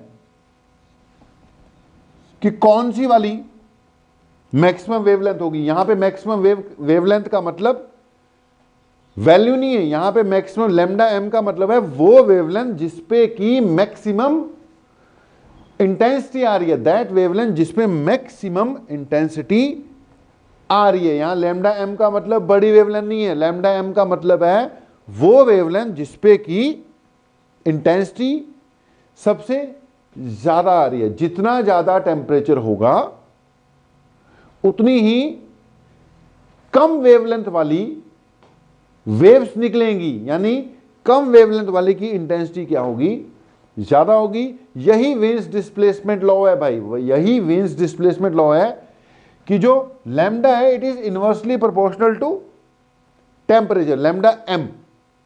मतलब अब यहां पे फिर वही बात मैं बार बार बोल रहा हूं, ये लैम्डा वेवलेंथ नहीं है, ये वो वेवलेंथ है जिस पे मैक्सिमम इंटेंसिटी आनी है। जितना ज्यादा टेम्परेचर होगा उतनी ही मैक्सिमम इंटेंसिटी वाली वेव्स की जो वैल्यू है वेवलेंथ की वो छोटी वाली होगी। तो lambda inversely proportional to temperature. अगर यहां से प्रोपोर्शनलिटी का साइन हटा दूं तो एक कांस्टेंट आएगा बेटा बी। इसको अब क्या कहते हैं, अब जैसे स्टीफन कांस्टेंट था वैसी क्या है, विन्स कांस्टेंट है। अब इसकी वैल्यू भी होती है यार fix he, it is 2.89 into 10⁻³ बेटा। इसकी वैल्यू क्या लेनी है, 2.89 इंटू 10⁻³ जैसे यार एक स्टीफन्स कांस्टेंट है 5, 6, 7, 8, 5.67 इंटू 10⁻8। ऐसी विन्स कांस्टेंट है 2.89 इंटू 10⁻³ वैल्यू। इसकी यूनिट देख लो, लैम्डा भी ऊपर, टी भी ऊपर चल जाएगा, लैम्डा की यूनिट मीटर, इसकी केल्विन, तो यूनिट क्या हो जाएगी मीटर केल्विन। ठीक है जी। बाकी अब ये लॉज है ना, Stephen law, Wien's displacement law, ये सब कहां काम आते हैं, एस्ट्रोफिजिक्स में इनका काफी यूज है। They are used to measure temperature of stars etcetera. Sun का टेम्परेचर वगैरह मेजर करने के लिए या स्टार्स का टेम्परेचर वगैरह मेजर करने के लिए जितने भी लॉज आप पढ़ रहे हो उनका यूज होता है। क्योंकि बेटा रेडिएशन से रिलेटेड सारे के सारे लॉज हैं, कि एक तो स्टीफन्स लॉ था कि जी जो एनर्जी पर सेकंड पर यूनिट एरिया आती है डायरेक्टली प्रोपोर्शनल टू T⁴ होती है, तो सीधा टेम्परेचर के साथ रिलेशन कर रहा है। ऐसे ही ये वीन्स डिस्प्लेसमेंट लॉ में भी कौन सी वेवलेंथ सबसे ज्यादा आ रही है उसकी रिलेशन किसके साथ आ रही है, टेम्परेचर के साथ ही आ रही है। तो इनका यूज एस्ट्रोफिजिक्स में काफी होता है। तो मेन बात फिर वही, जब आप रेडिएशन की बात कर रहे हो, रेडिएशन, तो आपके पास मेनली 3 लॉज तो होंगे ही होंगे। कौन कौन से, एक तो आएगा था सबसे पहले क्रिचॉफ लॉ, दूसरा स्टीफन्स लॉ, तीसरा विन्स डिस्प्लेसमेंट लॉ। अगली हेडिंग डालना, तब तक हम मिटा देते हैं इसको, solar constant and temperature of sun. तो अगली बात solar constant and temperature of sun. बेटा जी छोटी सी बात है, करवा देते हैं वो भी, कि टेम्परेचर ऑफ सन कैसे कैलकुलेट किया गया होगा, आ जाता होता है। सबसे पहले बेटा मैंने बोला सोलर कांस्टेंट, तो यार सोलर कांस्टेंट क्या है? इट इज एनर्जी, सन से जो एनर्जी आ रही है ना अर्थ पर, तो it is energy of the sun falling on the surface of earth per second per unit area. तो सोलर कांस्टेंट क्या हुआ जी? Energy of the sun falling on the surface of earth per second per unit area. कई बार exam में solar constant ही आ जाता है, ठीक है, आ जाएगा कि भाई अब ये सोलर कांस्टेंट क्या करो, डिफाइन करो। आ जाएगा जी सोलर कांस्टेंट की क्या बताओ, वैल्यू बताओ। तो सबसे पहले हमने क्या बोला कि सोलर कांस्टेंट, फिर उसी से फिर हम क्या करेंगे, टेम्परेचर ऑफ सन भी कैलकुलेट करवा देते हैं। तो बेटा डेफिनेशन लिख लो सोलर कांस्टेंट की, बहुत जरूरी बात है। सोलर कांस्टेंट क्या बोला जी हमने? It is energy falling on the surface of अर्थ। ठीक है, अर्थ की बात है, सन की बात है, तभी उसका फॉलिंग ऑन अर्थ। ठीक है, सन से energy per second per unit area, it is energy from sun received by earth per second per unit area. Energy received per second per unit area. ठीक है, कहां से भैया? From sun on earth. Simple सी कहानी। Solar constant, energy received per second per unit area. ठीक है जी। अच्छा, इसकी वैल्यू फिक्स है 1.4 इंटू 10⁻³ ठीक है जी। क्या वैल्यू होगी इसकी? 1.4 इंटू 10⁻³ 1.4 याद रख लो। ठीक है जी, 1.4 इंटू 10⁻³ एनर्जी की यूनिट जॉल हो गई, नीचे सेकंड है तो ये वॉट हो जाएगा बेटा। ठीक है, जॉल पर सेकंड वॉट होता है पर मीटर स्क्वायर। इसको 1.4 किलोवाट पर मीटर स्क्वायर भी कह देते हैं हम। ठीक है जी, याद रखना यार सोलर कांस्टेंट। ठीक है, एनर्जी फॉलिंग पर second per unit area, S से इसको डिनोट कर दिया। अच्छा, जो स्टीफन्स लॉ था आपका, वो क्या कहता था? वो कहता था कोई भी सोर्स है, कोई भी हॉट ऑब्जेक्ट है, परफेक्टली ब्लैक बॉडी है, उसमें जो energy per second per unit area है वो डायरेक्टली प्रोपोर्शनल टू क्या है? It is directly proportional to T⁴ याद करो कि स्टीफन्स लॉ क्या कहता है? It is directly proportional to T⁴, यही तो था स्टीफन्स लॉ। और फिर हमने इसको, यही चीज जो है अगर सन के लिए यूज कर दूं तो यही चीज सोलर कांस्टेंट होगी ना। सन के लिए energy per second per unit area solar constant होगी।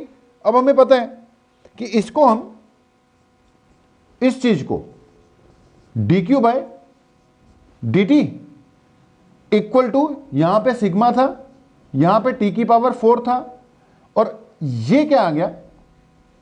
एरिया आ गया था। याद करो कि energy per second, energy falling पर सेकेंड, तो हीट एनर्जी है ना, हीट एनर्जी को मैंने क्या लिखा था? dQ, और ये क्या है? dt। तो रेट ऑफ एनर्जी हो गया, एरिया ऊपर भेज दिया, क्या बन गया? सिग्मा T⁴ इंटू ए, तो D Q by D T is equal to sigma T की पावर 4 इंटू ए, ये हमने पहले कर रखा है, ठीक है जी।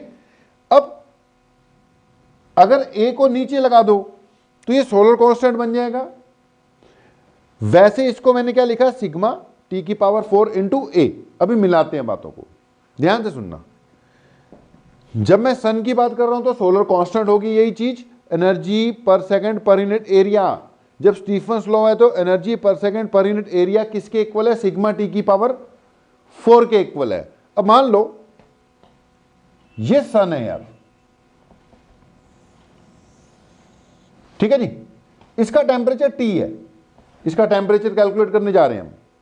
यहां से अर्थ तक क्या पहुंच रही है भाई, एनर्जी पहुंच रही है, ठीक है। यहां से अर्थ तक एनर्जी पहुंच रही है, ये सन हो गया, इसका टेम्परेचर T है और रेडियस क्या है, R है। अब बेटा यहां से अर्थ तक क्या पहुंची, एनर्जी पहुंची। अब ये एनर्जी तो यार चारों तरफ निकल रही है ना, ये तो चारों तरफ पर सेकंड पर यूनिट एरिया जो ये एमिट कर रहा है, पर सेकंड पर यूनिट एरिया जो ये एमिट कर रहा है, ये जाली अगर ये सन ही है, D Q by D T equal to sigma T की पावर 4 इंटू ए। यार यहां पे एरिया किसका लगेगा, सन का लगेगा ना। सन का एरिया कितना, 4 पाई आर स्क्वायर। तो कैपिटल ए की जगह क्या यूज होगा, ये सन की बात हो रही थी, सन कितनी एनर्जी फेंक रहा है जी, पर सेकंड पर यूनिट एरिया, ठीक है। तो D Q by D T, A को मैंने ऊपर भेज दिया, तो पर सेकंड कितनी एनर्जी भेज रहा है, एक सेकंड में कितनी एनर्जी भेज रहा है, ये भेज रहा है, जिसमें ये एरिया बेटा किसका, सन का है। लेकिन ये आगे जब अर्थ पे पहुंची तो ये तो ऐसे फैल के पहुंच रही है ना, ठीक है, इस स्फेयर में फैल रही है। अब अगर इस डिस्टेंस को मैं आर मान लूं तो ये जो एनर्जी फैल रही है ये कितने स्फेयर के एरिया में फैल रही है, यहां पे किसका एरिया यूज होगा, 4 pi are square, where r is radius of this sphere, जिस स्फेयर में एनर्जी फैल रही है।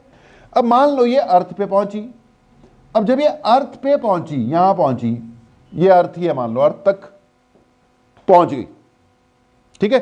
जब ये अर्थ तक पहुंची तो जो एनर्जी एमिटेड है पर सेकंड, एनर्जी एमिटेड है वो कितनी है, सिग्मा टी की पावर 4 इंटू 4 पाई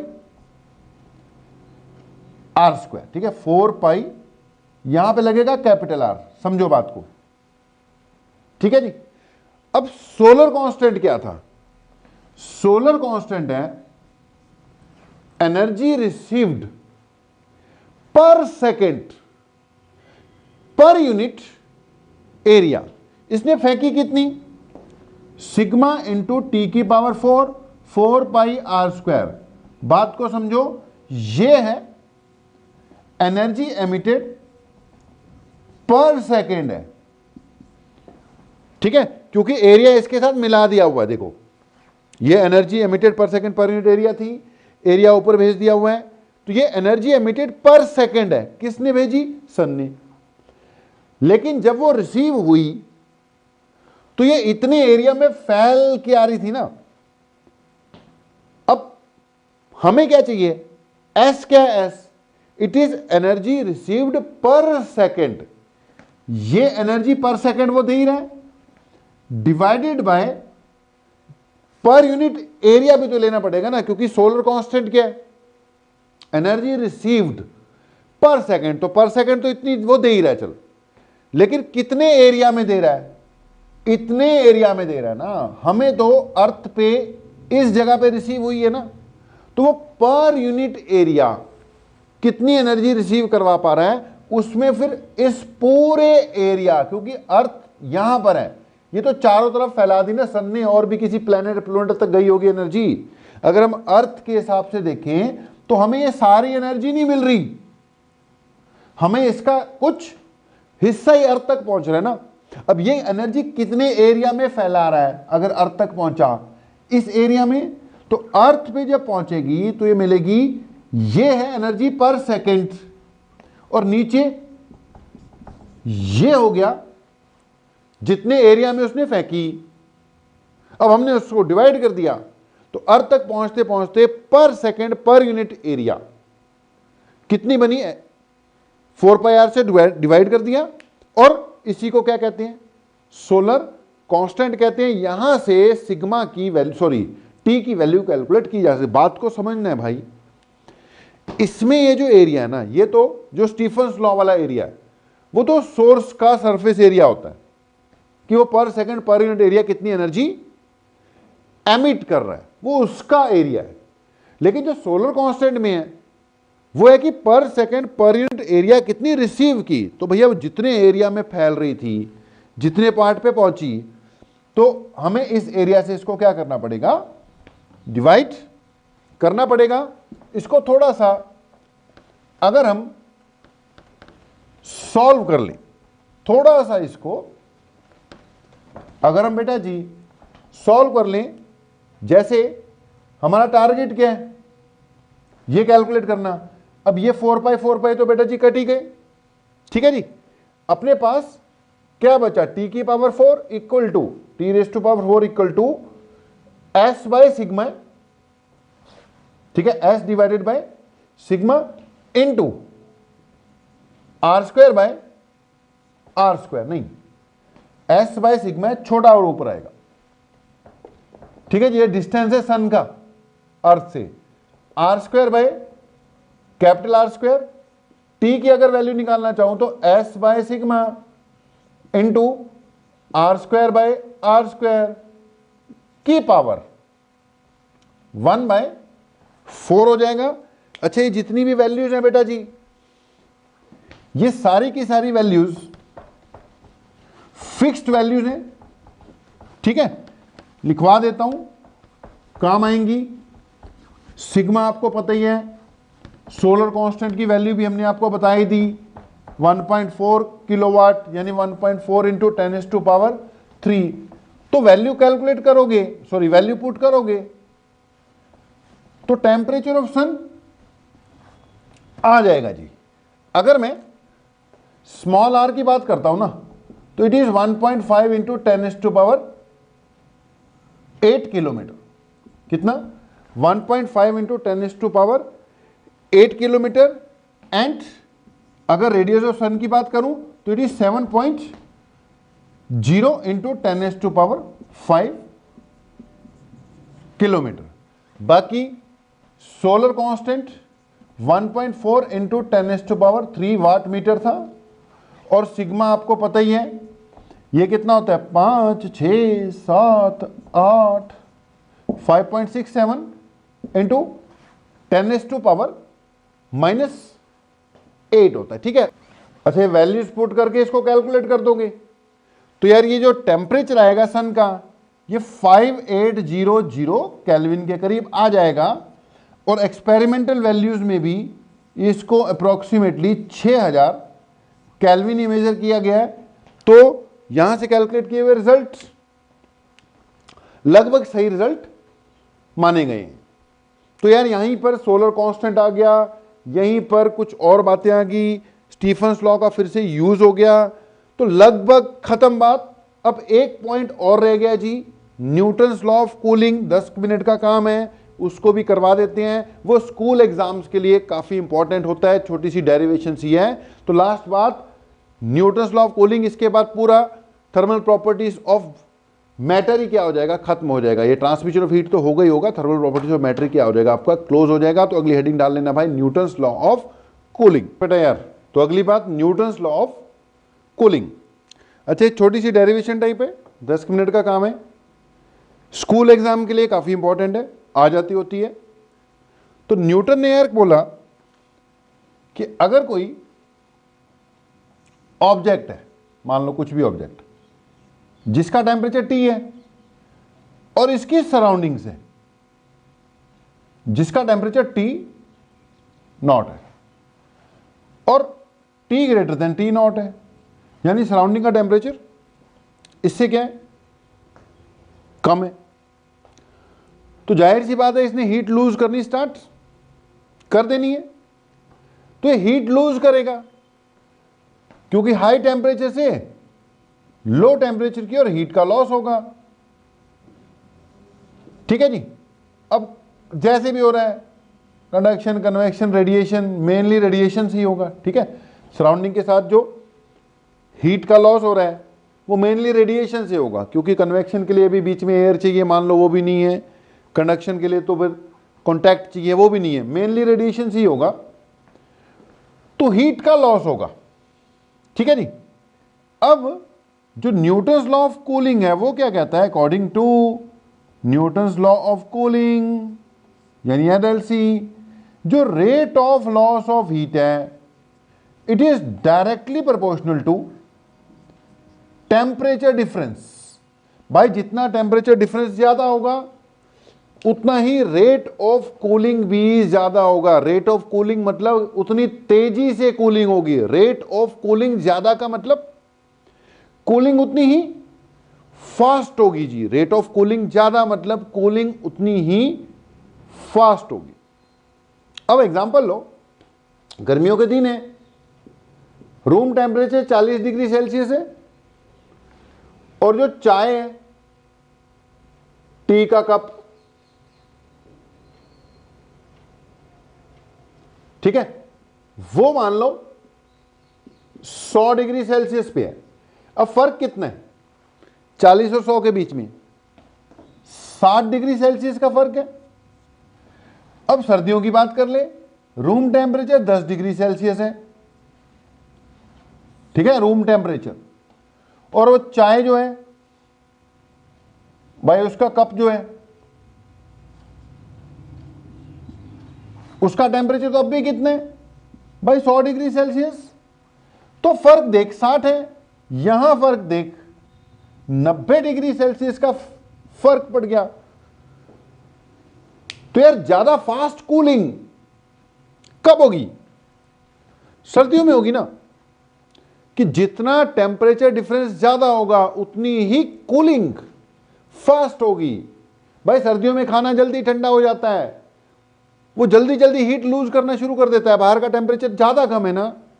तो कह रहा है कि सिंपल सी कहानी, rate of loss of heat is directly proportional to temperature difference. T इसका टेम्परेचर है, टी नॉट सराउंडिंग का टेम्परेचर है। हाँ, ये न्यूटन्स लॉ ऑफ कूलिंग बढ़िया तब लगता है जब सराउंडिंग का टेम्परेचर और बॉडी के टेम्परेचर में कोई बहुत ज्यादा फर्क नहीं होता। बहुत ज्यादा मतलब कोई जमीन आसमान का फर्क नहीं होता।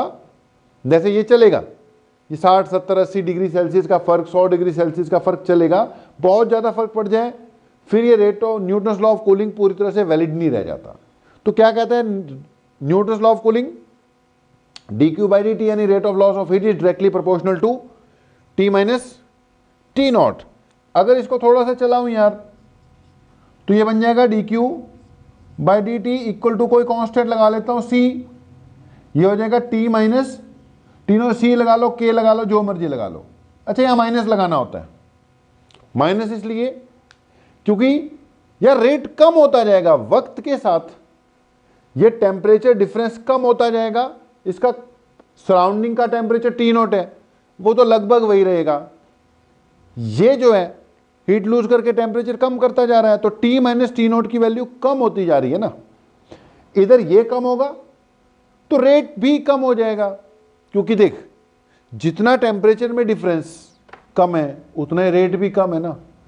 उधर टेम्परेचर में डिफरेंस कम होता जाएगा, उधर रेट भी क्या होता जाएगा, कम होता जाएगा। तो वक्त के साथ ये तो चेंज हो ही रहा है, रेट भी क्या हो रहा है, डाउन आ रहा है। इसलिए यहां पे साइन क्या लगेगा, नेगेटिव लगेगा मेरे भाई। dq by dt is equal to minus c की बजाय यार इसको ना k लिखता हूं, क्योंकि आगे स्पेसिफिक हीट यूज करनी है। स्मॉल k है, कांस्टेंट है, ठीक है, नीचे लिख लो k कांस्टेंट ऑफ प्रोपोर्शनलिटी है। अब मैंने बोला आल्सो, अगर इस बॉडी का मास m था, इसकी स्पेसिफिक हीट c थी, तो तुम्हें पता है कितनी हीट लूज करेगा, mc dt। ठीक है जी। डी क्यू इक्वल टू क्या आएगा, एम सी डी टी। देख भैया यहां पे जो छोटा टी है ये टाइम है और वहां पे बड़ा टी है वो टेम्परेचर है, इस बात का ध्यान रखना। तो ये भी पता है ये हीट लूज कर रहा है, मास इसका एम है, सी इसकी क्या है, स्पेसिफिक हीट है। तो D Q equal to M C D T भी लिख सकते हैं। यहां से देखना, अगर मैं बोथ साइड टाइम से डिवाइड कर दूं इसको तो ये क्या हो जाएगा, नीचे टाइम से डिवाइड कर दिया, ले इसको सेकंड लिख ले और इसको फर्स्ट लिख ले। अब फर्स्ट और सेकंड की एलएचएस चेक कर ले, सेम ही है। तो therefore from first and second क्या लिखा जा सकता है, फर्स्ट और सेकंड से क्या लिखोगे कि जी जो एम सी डी टी के नीचे डी टी है वो माइनस के टी माइनस टी नॉट। ठीक है जी। अब क्या करो, डी टी टेम्परेचर के नीचे टेम्परेचर ले आओ equal to minus K by M C into D T, cross multiply किया बस। ये कोई भी कांस्टेंट है, ठीक है। ओवरऑल ये क्या है बेटा जी, एक कांस्टेंट ही है, ठीक है। ओवरऑल ये एक कांस्टेंट ही है। ओके जी। अगली बात, अगर ध्यान दें, इसको मैं क्या करूंगा, इसको मैं बोथ साइड इंटीग्रेट करने वाला हूं।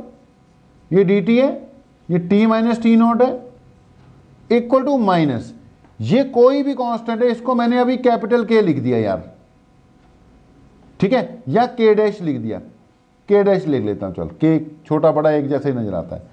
ये डी टी हो गया, के डैश जो है it is equal to small K by M C. Overall constant है, एम भी कांस्टेंट है, सी भी कांस्टेंट है ना, तो ओवरऑल ये क्या है, कांस्टेंट है जी। ओके, बोथ साइड इसको क्या किया था, इंटीग्रेट, इसको तो के डैश लिख दिया था, इंटीग्रेशन डी टी हो गया। अब अगले स्टेप में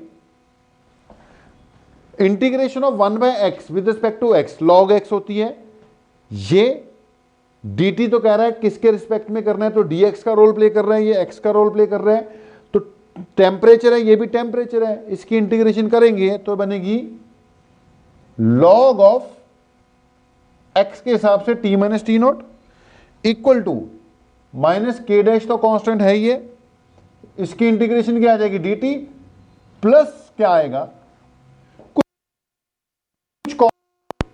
जब भी इंटीग्रेशन होती है, अगर भूल गए हो तो भैया पुरानी बातें याद कर लो, जब भी इंटीग्रेशन होती है तो कोई ना कोई कांस्टेंट लगता है। क्या कांस्टेंट लग गया, कैपिटल सी लग गया जी। ओके, अब यहां से अगर मैं लॉग हटाऊं तो ये बन जाएगा बेटा E raise to power log of T minus T naught, और ये बन जाएगा E raise to power minus K dash. dt की इंटीग्रेशन क्या हो गई थी भाई, dt की t हो जानी थी, ठीक है, माइनस के डैश, यहां क्या आ जाना था t, तो minus K dash t plus c। यार e की पावर बोथ साइड में इंट्रोड्यूस कर सकता हूं। नेचुरल लॉग का बेस e होता है, ये कट जाएगा। अब बेटा यार जो नेचुरल लॉग है ना, इसका जो बेस होता है ना, बेस वो e होता है।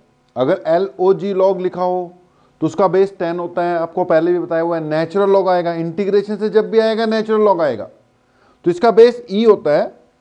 अब अगला स्टेप ये है कि अगर मैं e raise to power natural log of t minus T not कर दूं तो मुझे इधर भी ये पूरा का पूरा है ई रेस टू पावर में लेके जाना पड़ेगा, ठीक है। c जो है वो कांस्टेंट है बेटा, क्योंकि जब भी इंटीग्रेशन होती है आपको पता है कोई ना कोई क्या आना चाहिए, कांस्टेंट आना चाहिए। और जो k डैश है वो किसके इक्वल है, k बाय एम सी के, k वो जो स्टार्टिंग वाला कांस्टेंट था।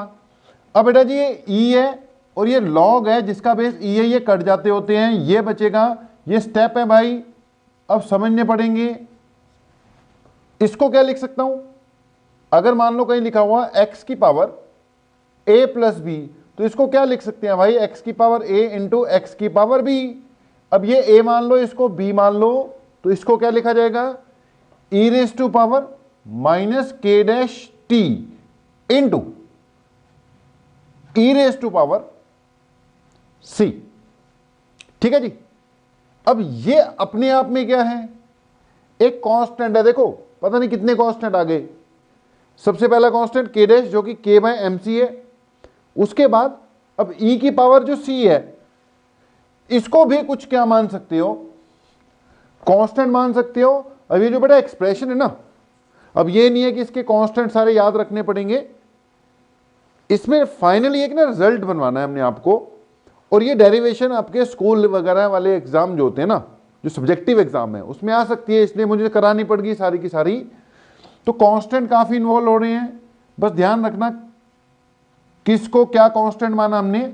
फाइनली मेरे पास जो रिजल्ट आ रहा है वो आ रहा है T minus T not equal to, ये कोई कांस्टेंट है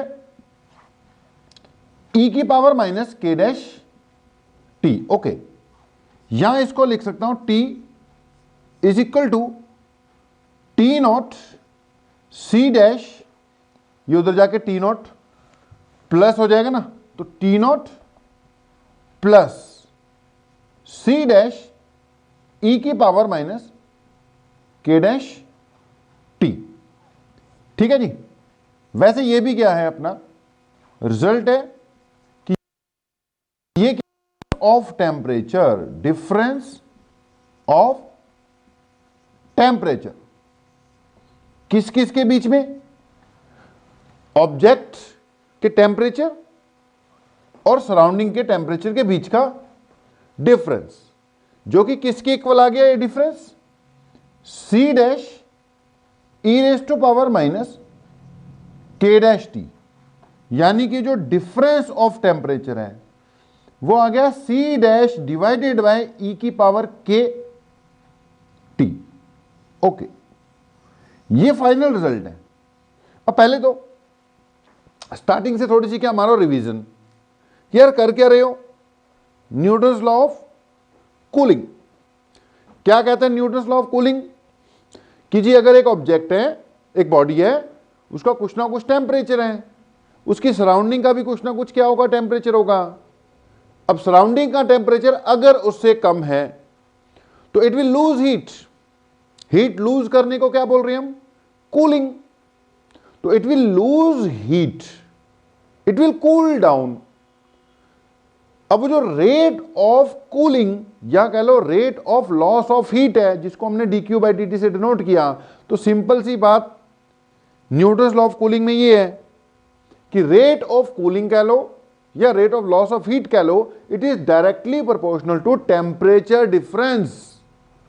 जितना टेम्परेचर डिफरेंस ज्यादा होगा ऑब्जेक्ट के टेम्परेचर और सराउंडिंग के टेम्परेचर में, उतनी ही तेजी से कूलिंग होगी।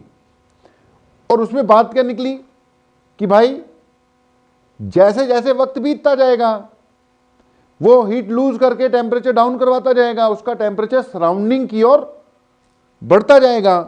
दैट मीन्स ये जो क्वांटिटी है, पहले ये ज्यादा था, सराउंडिंग के टेम्परेचर को कोई खास फर्क नहीं पड़ना, जितनी मर्जी उसको हीट दे दो यार, उसने नहीं, उसमें कोई चेंज नहीं आना, कोई खास चेंज नहीं आना। तो इसको कांस्टेंट मान लिया हमने, ये कम होता जाएगा, यानी इनके बीच का डिफरेंस कम होते होते होते होते ये जो डिफरेंस है उसकी ये रिलेशन आ गई, इसमें टाइम आ गया। ठीक है, ये जो रिलेशन आई इसमें क्या आ गया, टाइम आ गया, टाइम। दैट मीन्स जो डिफरेंस है बॉडी का टेम्परेचर और सराउंडिंग के टेम्परेचर के बीच में जो डिफरेंस है वो टाइम पे डिपेंड करता है। यानी वक्त के साथ क्योंकि टाइम की इन्वॉल्वमेंट आ गई भाई उसमें सीधा, कि टाइम के साथ उसमें क्या आना है, चेंज आना है। अब अगर आप ध्यान से देखो, जो टाइम नीचे चले गया बेटा, माइनस था, टाइम नीचे चले गया, तो ये overall change in temperature inversely proportional to E की पावर kT हो गया बेटा। ई यहां पर क्या है, ई एक्सपोनेंट होता है, ये एक, खैर अगर ई की पावर 1 की बात करो ना यार, वो तो एक फिक्स क्वांटिटी है, 2.7 के करीब ई की वैल्यू होती है। ई रेस टू पावर अगर 1 लिखा हो तो उसकी वैल्यू अप्रोक्सीमेटली 2.7 के करीब होती है। तो ई बेटा अपने आप में कांस्टेंट है, लेकिन ई की जो पावर लगी हुई है ना टी, वो कांस्टेंट नहीं है। तो यार फाइनली हमें इस रिजल्ट को समझना है।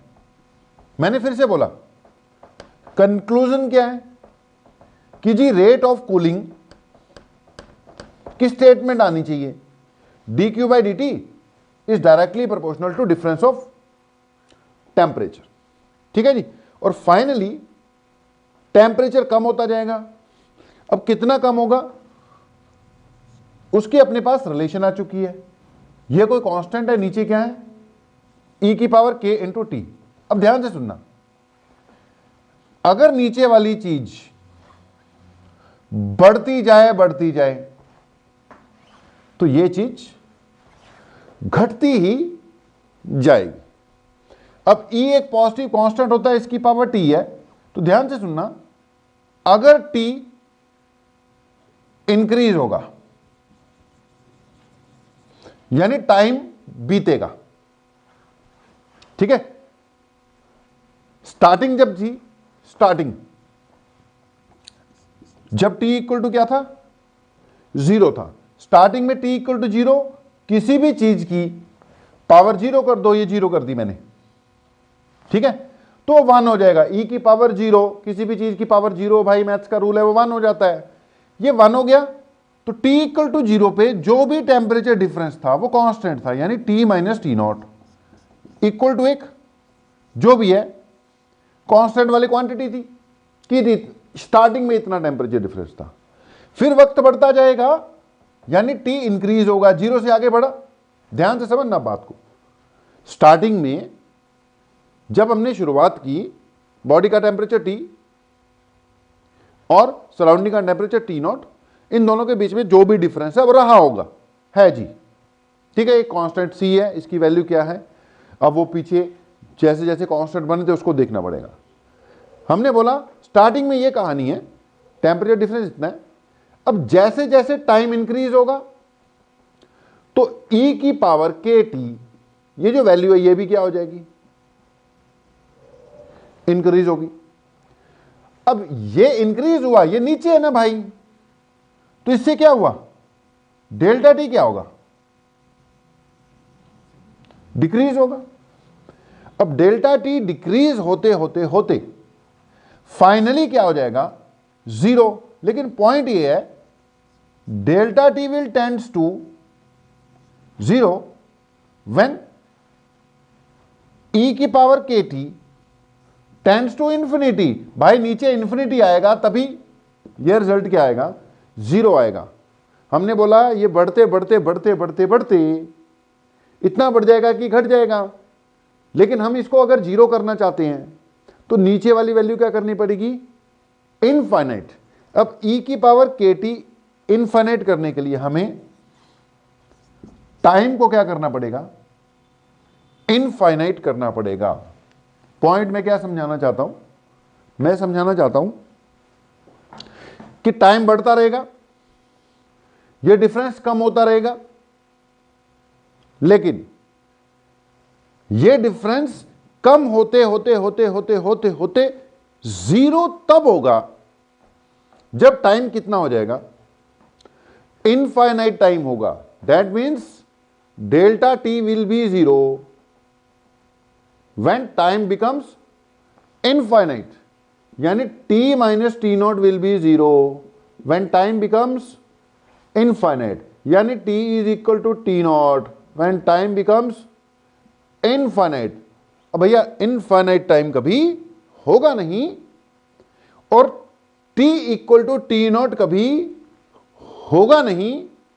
कहने का मतलब ये कहानी ये कह रही है कि उसका टेम्परेचर कम होते होते होते होते होते लगभग सराउंडिंग के इक्वल हो जाएगा, लेकिन बिल्कुल इक्वल होने के लिए इनफाइनाइट टाइम लगेगा। तो जब भी ये इनफाइनाइट टाइम का कंसेप्ट आता है तो उसको हम कहते हैं कि जी ये चीज डिक्रीज तो हो रही है, टी माइनस टी नॉट या डेल्टा टी डिक्रीज तो हो रहा है, लेकिन इसका डिक्रीज कैसा है, एक्सपोनेंशियल है। ये ई को कहती है एक्सपोनेंशियल है। जहां पे भी ई की पावर टी आएगी ना भाई, वहां पे एक्सपोनेंशियल डिक्रीज होगा, तो इसको कहते हैं एक्सपोनेंशियल डिक्रीज होगा। अगर मैं ग्राफ बनाता हूं, बना लेना भाई, किस किस के बीच में, टी माइनस टी नॉट और टाइम के बीच में, तो एक्सपोनेंशियल ग्राफ हमेशा ऐसा शो करना है, ये टाइम एक्सिस के साथ टच नहीं होगा, क्योंकि टाइम इंफिनिटी होगा। इसको ये नीचे आएगा, पहले बहुत तेजी से आएगा, तेजी से आएगा, तेजी से आएगा, ये लगभग इसके पैरेलल कर देना है, क्योंकि इनफाइनाइट टाइम पर जाकर ये डिफरेंस ने क्या होना है, जीरो होना है। ये जीरो से टच नहीं करना, बस ये जीरो नहीं हुआ, लगभग जीरो हो जाएगा पर जीरो नहीं हुआ। कब होगा जीरो? Eight infinite time. ठीक है जी। अब यहीं पर कई बार एक ग्राफ और बनाते होते हैं बेटा, अगर तो ग्राफ किस किस के बीच में बने। अब देखो भैया, जो होता है, जो किताबों में दिया होता है, वो तो एज इट इज करना ही पड़ता है ना जी। तो ये बुक्स में दिया हुआ है, ये हमें एज इट इज ही करना चाहिए, यहां कह लो करना पड़ेगा। तो बुक्स में पहले न्यूटन्स लॉ ऑफ कूलिंग दिया होगा, उसकी स्टेटमेंट दी होगी, उसमें इस टाइप की क्या दी होगी जो हम बात कर रहे हैं, डेरिवेशन से दी होगी, और लास्ट में दो ग्राफ यार डिस्कस करवाए होंगे। एक तो जो मैंने बोला किस किस के बीच में बनाना है, टेम्परेचर डिफरेंस और टाइम के बीच में। ये जो बेटा टेम्परेचर डिफरेंस और टाइम के बीच का ग्राफ है, ये कह रहा है हमें कि टाइम इनफाइनाइट होगा, तब जाके ऑब्जेक्ट और सराउंडिंग का टेम्परेचर सेम होगा या उनके बीच का डिफरेंस जीरो होगा। एक ग्राफ बेटा, अगर मैं y एक्सिस पर log t minus T not plot कर लूं, y एक्सिस पे क्या ले लें, log of t minus T not, natural log है, ठीक है जी। और x एक्सिस पर टाइम प्लॉट कर दूं, x एक्सिस पे क्या है, टाइम, और y एक्सिस पे log of t minus T naught जी, ठीक है जी। ये y एक्सिस पे, x एक्सिस पे। अब ध्यान देना, ये y, ये x, ठीक है, टाइम x एक्सिस पे ले लिया। अब आपको पता होगा बीच में देख इक्वल टू है, ये चीज m का रोल प्ले कर रही है, ये c तो फिर है ही है। तो अगर भाई आपको जानकारी हो, मैथ्स वाले बच्चों को जानकारी होगी, फिजिक्स वाले बच्चों को भी होनी चाहिए, क्योंकि स्टार्टिंग में इक्वेशन ऑफ स्ट्रेट लाइन पढ़ाई जाती है, वो जो काइनेमेटिक्स वाला चैप्टर आता है वहां पर। तो अगर आपको जानकारी हो तो बेटा जी ये किसकी इक्वेशन है, it is equation of straight line. किसकी इक्वेशन है जी, equation of a straight line. और अगर इसको इससे कंपेयर किया जाए तो यार ये y एक्सिस का रोल प्ले कर रही है और ये टाइम x का रोल प्ले कर रहा है। तो कहने का मतलब ऊपर वाली जो इक्वेशन है बिल्कुल स्ट्रेट लाइन की इक्वेशन के साथ मैच कर रही है। तो अगर मैं इसको y मान लूं और इसको x मान लूं, यानी log t minus T not versus t graph कैसा आना चाहिए, बिल्कुल स्ट्रेट लाइन आना चाहिए। अब स्ट्रेट लाइन आ गया। दूसरी बात, ये स्लोप है, स्लोप नेगेटिव है, तो मतलब पहला हमने पॉइंट फॉलो किया कि यार स्ट्रेट लाइन आएगी, ये ग्राफ स्ट्रेट लाइन आएगा। अब स्ट्रेट लाइन तो बहुत तरह की हो सकती है, ऊपर को जा सकती है, नीचे को जा सकती है। तो अगली बात, ये नीचे को जाएगी क्योंकि स्लोप कैसी आ रही है, नेगेटिव आ रही है, कांस्टेंट स्लोप है और स्लोप कैसी आ रही है जी, नेगेटिव स्लोप है, तो ये नीचे जाएगा। और ये जो c है इंटरसेप्ट ऑफ y एक्सिस ये पॉजिटिव है, तो इंटरसेप्ट पॉजिटिव होगा। ये ग्राफ कुछ ऐसा बनना चाहिए। अब ये लगा लो log t minus T not versus T, इस टाइप का ग्राफ, और t minus T not versus T इस टाइप का graph. Final concluding point, final concluding point कि जी हम क्या पढ़ रहे थे, न्यूटन्स लॉ ऑफ कूलिंग। सबसे पहले इसकी स्टेटमेंट, क्या स्टेटमेंट है कि rate of loss of heat is directly proportional to temperature difference. ठीक है जी, बहुत बढ़िया कि टेम्परेचर डिफरेंस के प्रोपोर्शनल तो है, मगर टेम्परेचर डिफरेंस कभी जीरो नहीं हो पाएगा। इनफाइनाइट टाइम पे जाके टेम्परेचर डिफरेंस जीरो होगा। कितने टाइम पे जाकर, इनफाइनाइट टाइम पर जाकर टेम्परेचर डिफरेंस जीरो होगा। और अगर log T minus T not versus T graph बनाया जाए तो इस टाइप का आएगा। अब ये पूरा का पूरा कंसेप्ट टेम्परेचर मेजर करने के लिए, रेट ऑफ कूलिंग मेजर करने के लिए यूज किया जाता है। तो यार ये ट्रांसमिशन ऑफ हीट वाला टॉपिक भी हमने खत्म किया। ओवरऑल ये जो चल रहा था it was thermal properties of matter, तो इसको क्लोज कर दिया जी। सारे के सारे लेक्चर बढ़िया से लगाओ, न्यूमेरिकल्स अपने ट्राई करो। आज पूरा का पूरा प्रॉपर्टीज ऑफ बल्क मैटर का स्टार्टिंग से देखो, कब से शुरू किया यार, इलास्टिसिटी से। ठीक है, तो इलास्टिसिटी से लेकर ये तक ये सब कुछ क्या था, प्रॉपर्टीज ऑफ मैटर ही था। हाँ, लास्ट वाला पार्ट जो था थर्मल प्रॉपर्टीज ऑफ मैटर, ये हमने बोला था चाहे आप थर्मोडायनेमिक्स की स्टार्टिंग मान लो, चाहे प्रॉपर्टीज ऑफ बल्क मैटर का एंड मान लो, हमने इसको अलग से ही करवा दिया, पूरा का पूरा बड़ी बात करके ही करवा दिया। हाँ, यहाँ की हुई चीजें अब थर्मोडायनेमिक्स जब स्टार्ट होगा नेक्स्ट लेक्चर अपना, थर्मोडायनेमिक्स में बहुत काम आएंगी और थर्मोडायनेमिक्स अपनी बहुत स्मूथली निकल जाएगी। स्पेसिफिक हीट से लेकर लेटेंट हीट तक सब उसमें यूज होना है, तो वहां पर ये सारे कंसेप्ट बहुत काम आएंगे, वो बड़ी तेजी से निकलेगी। तो अभी तक के लिए इतना ही जी, आप लोगों का बहुत बहुत धन्यवाद, थैंक यू वेरी मच। मिलेंगे नेक्स्ट लेक्चर में थर्मोडायनेमिक्स की स्टार्टिंग के साथ।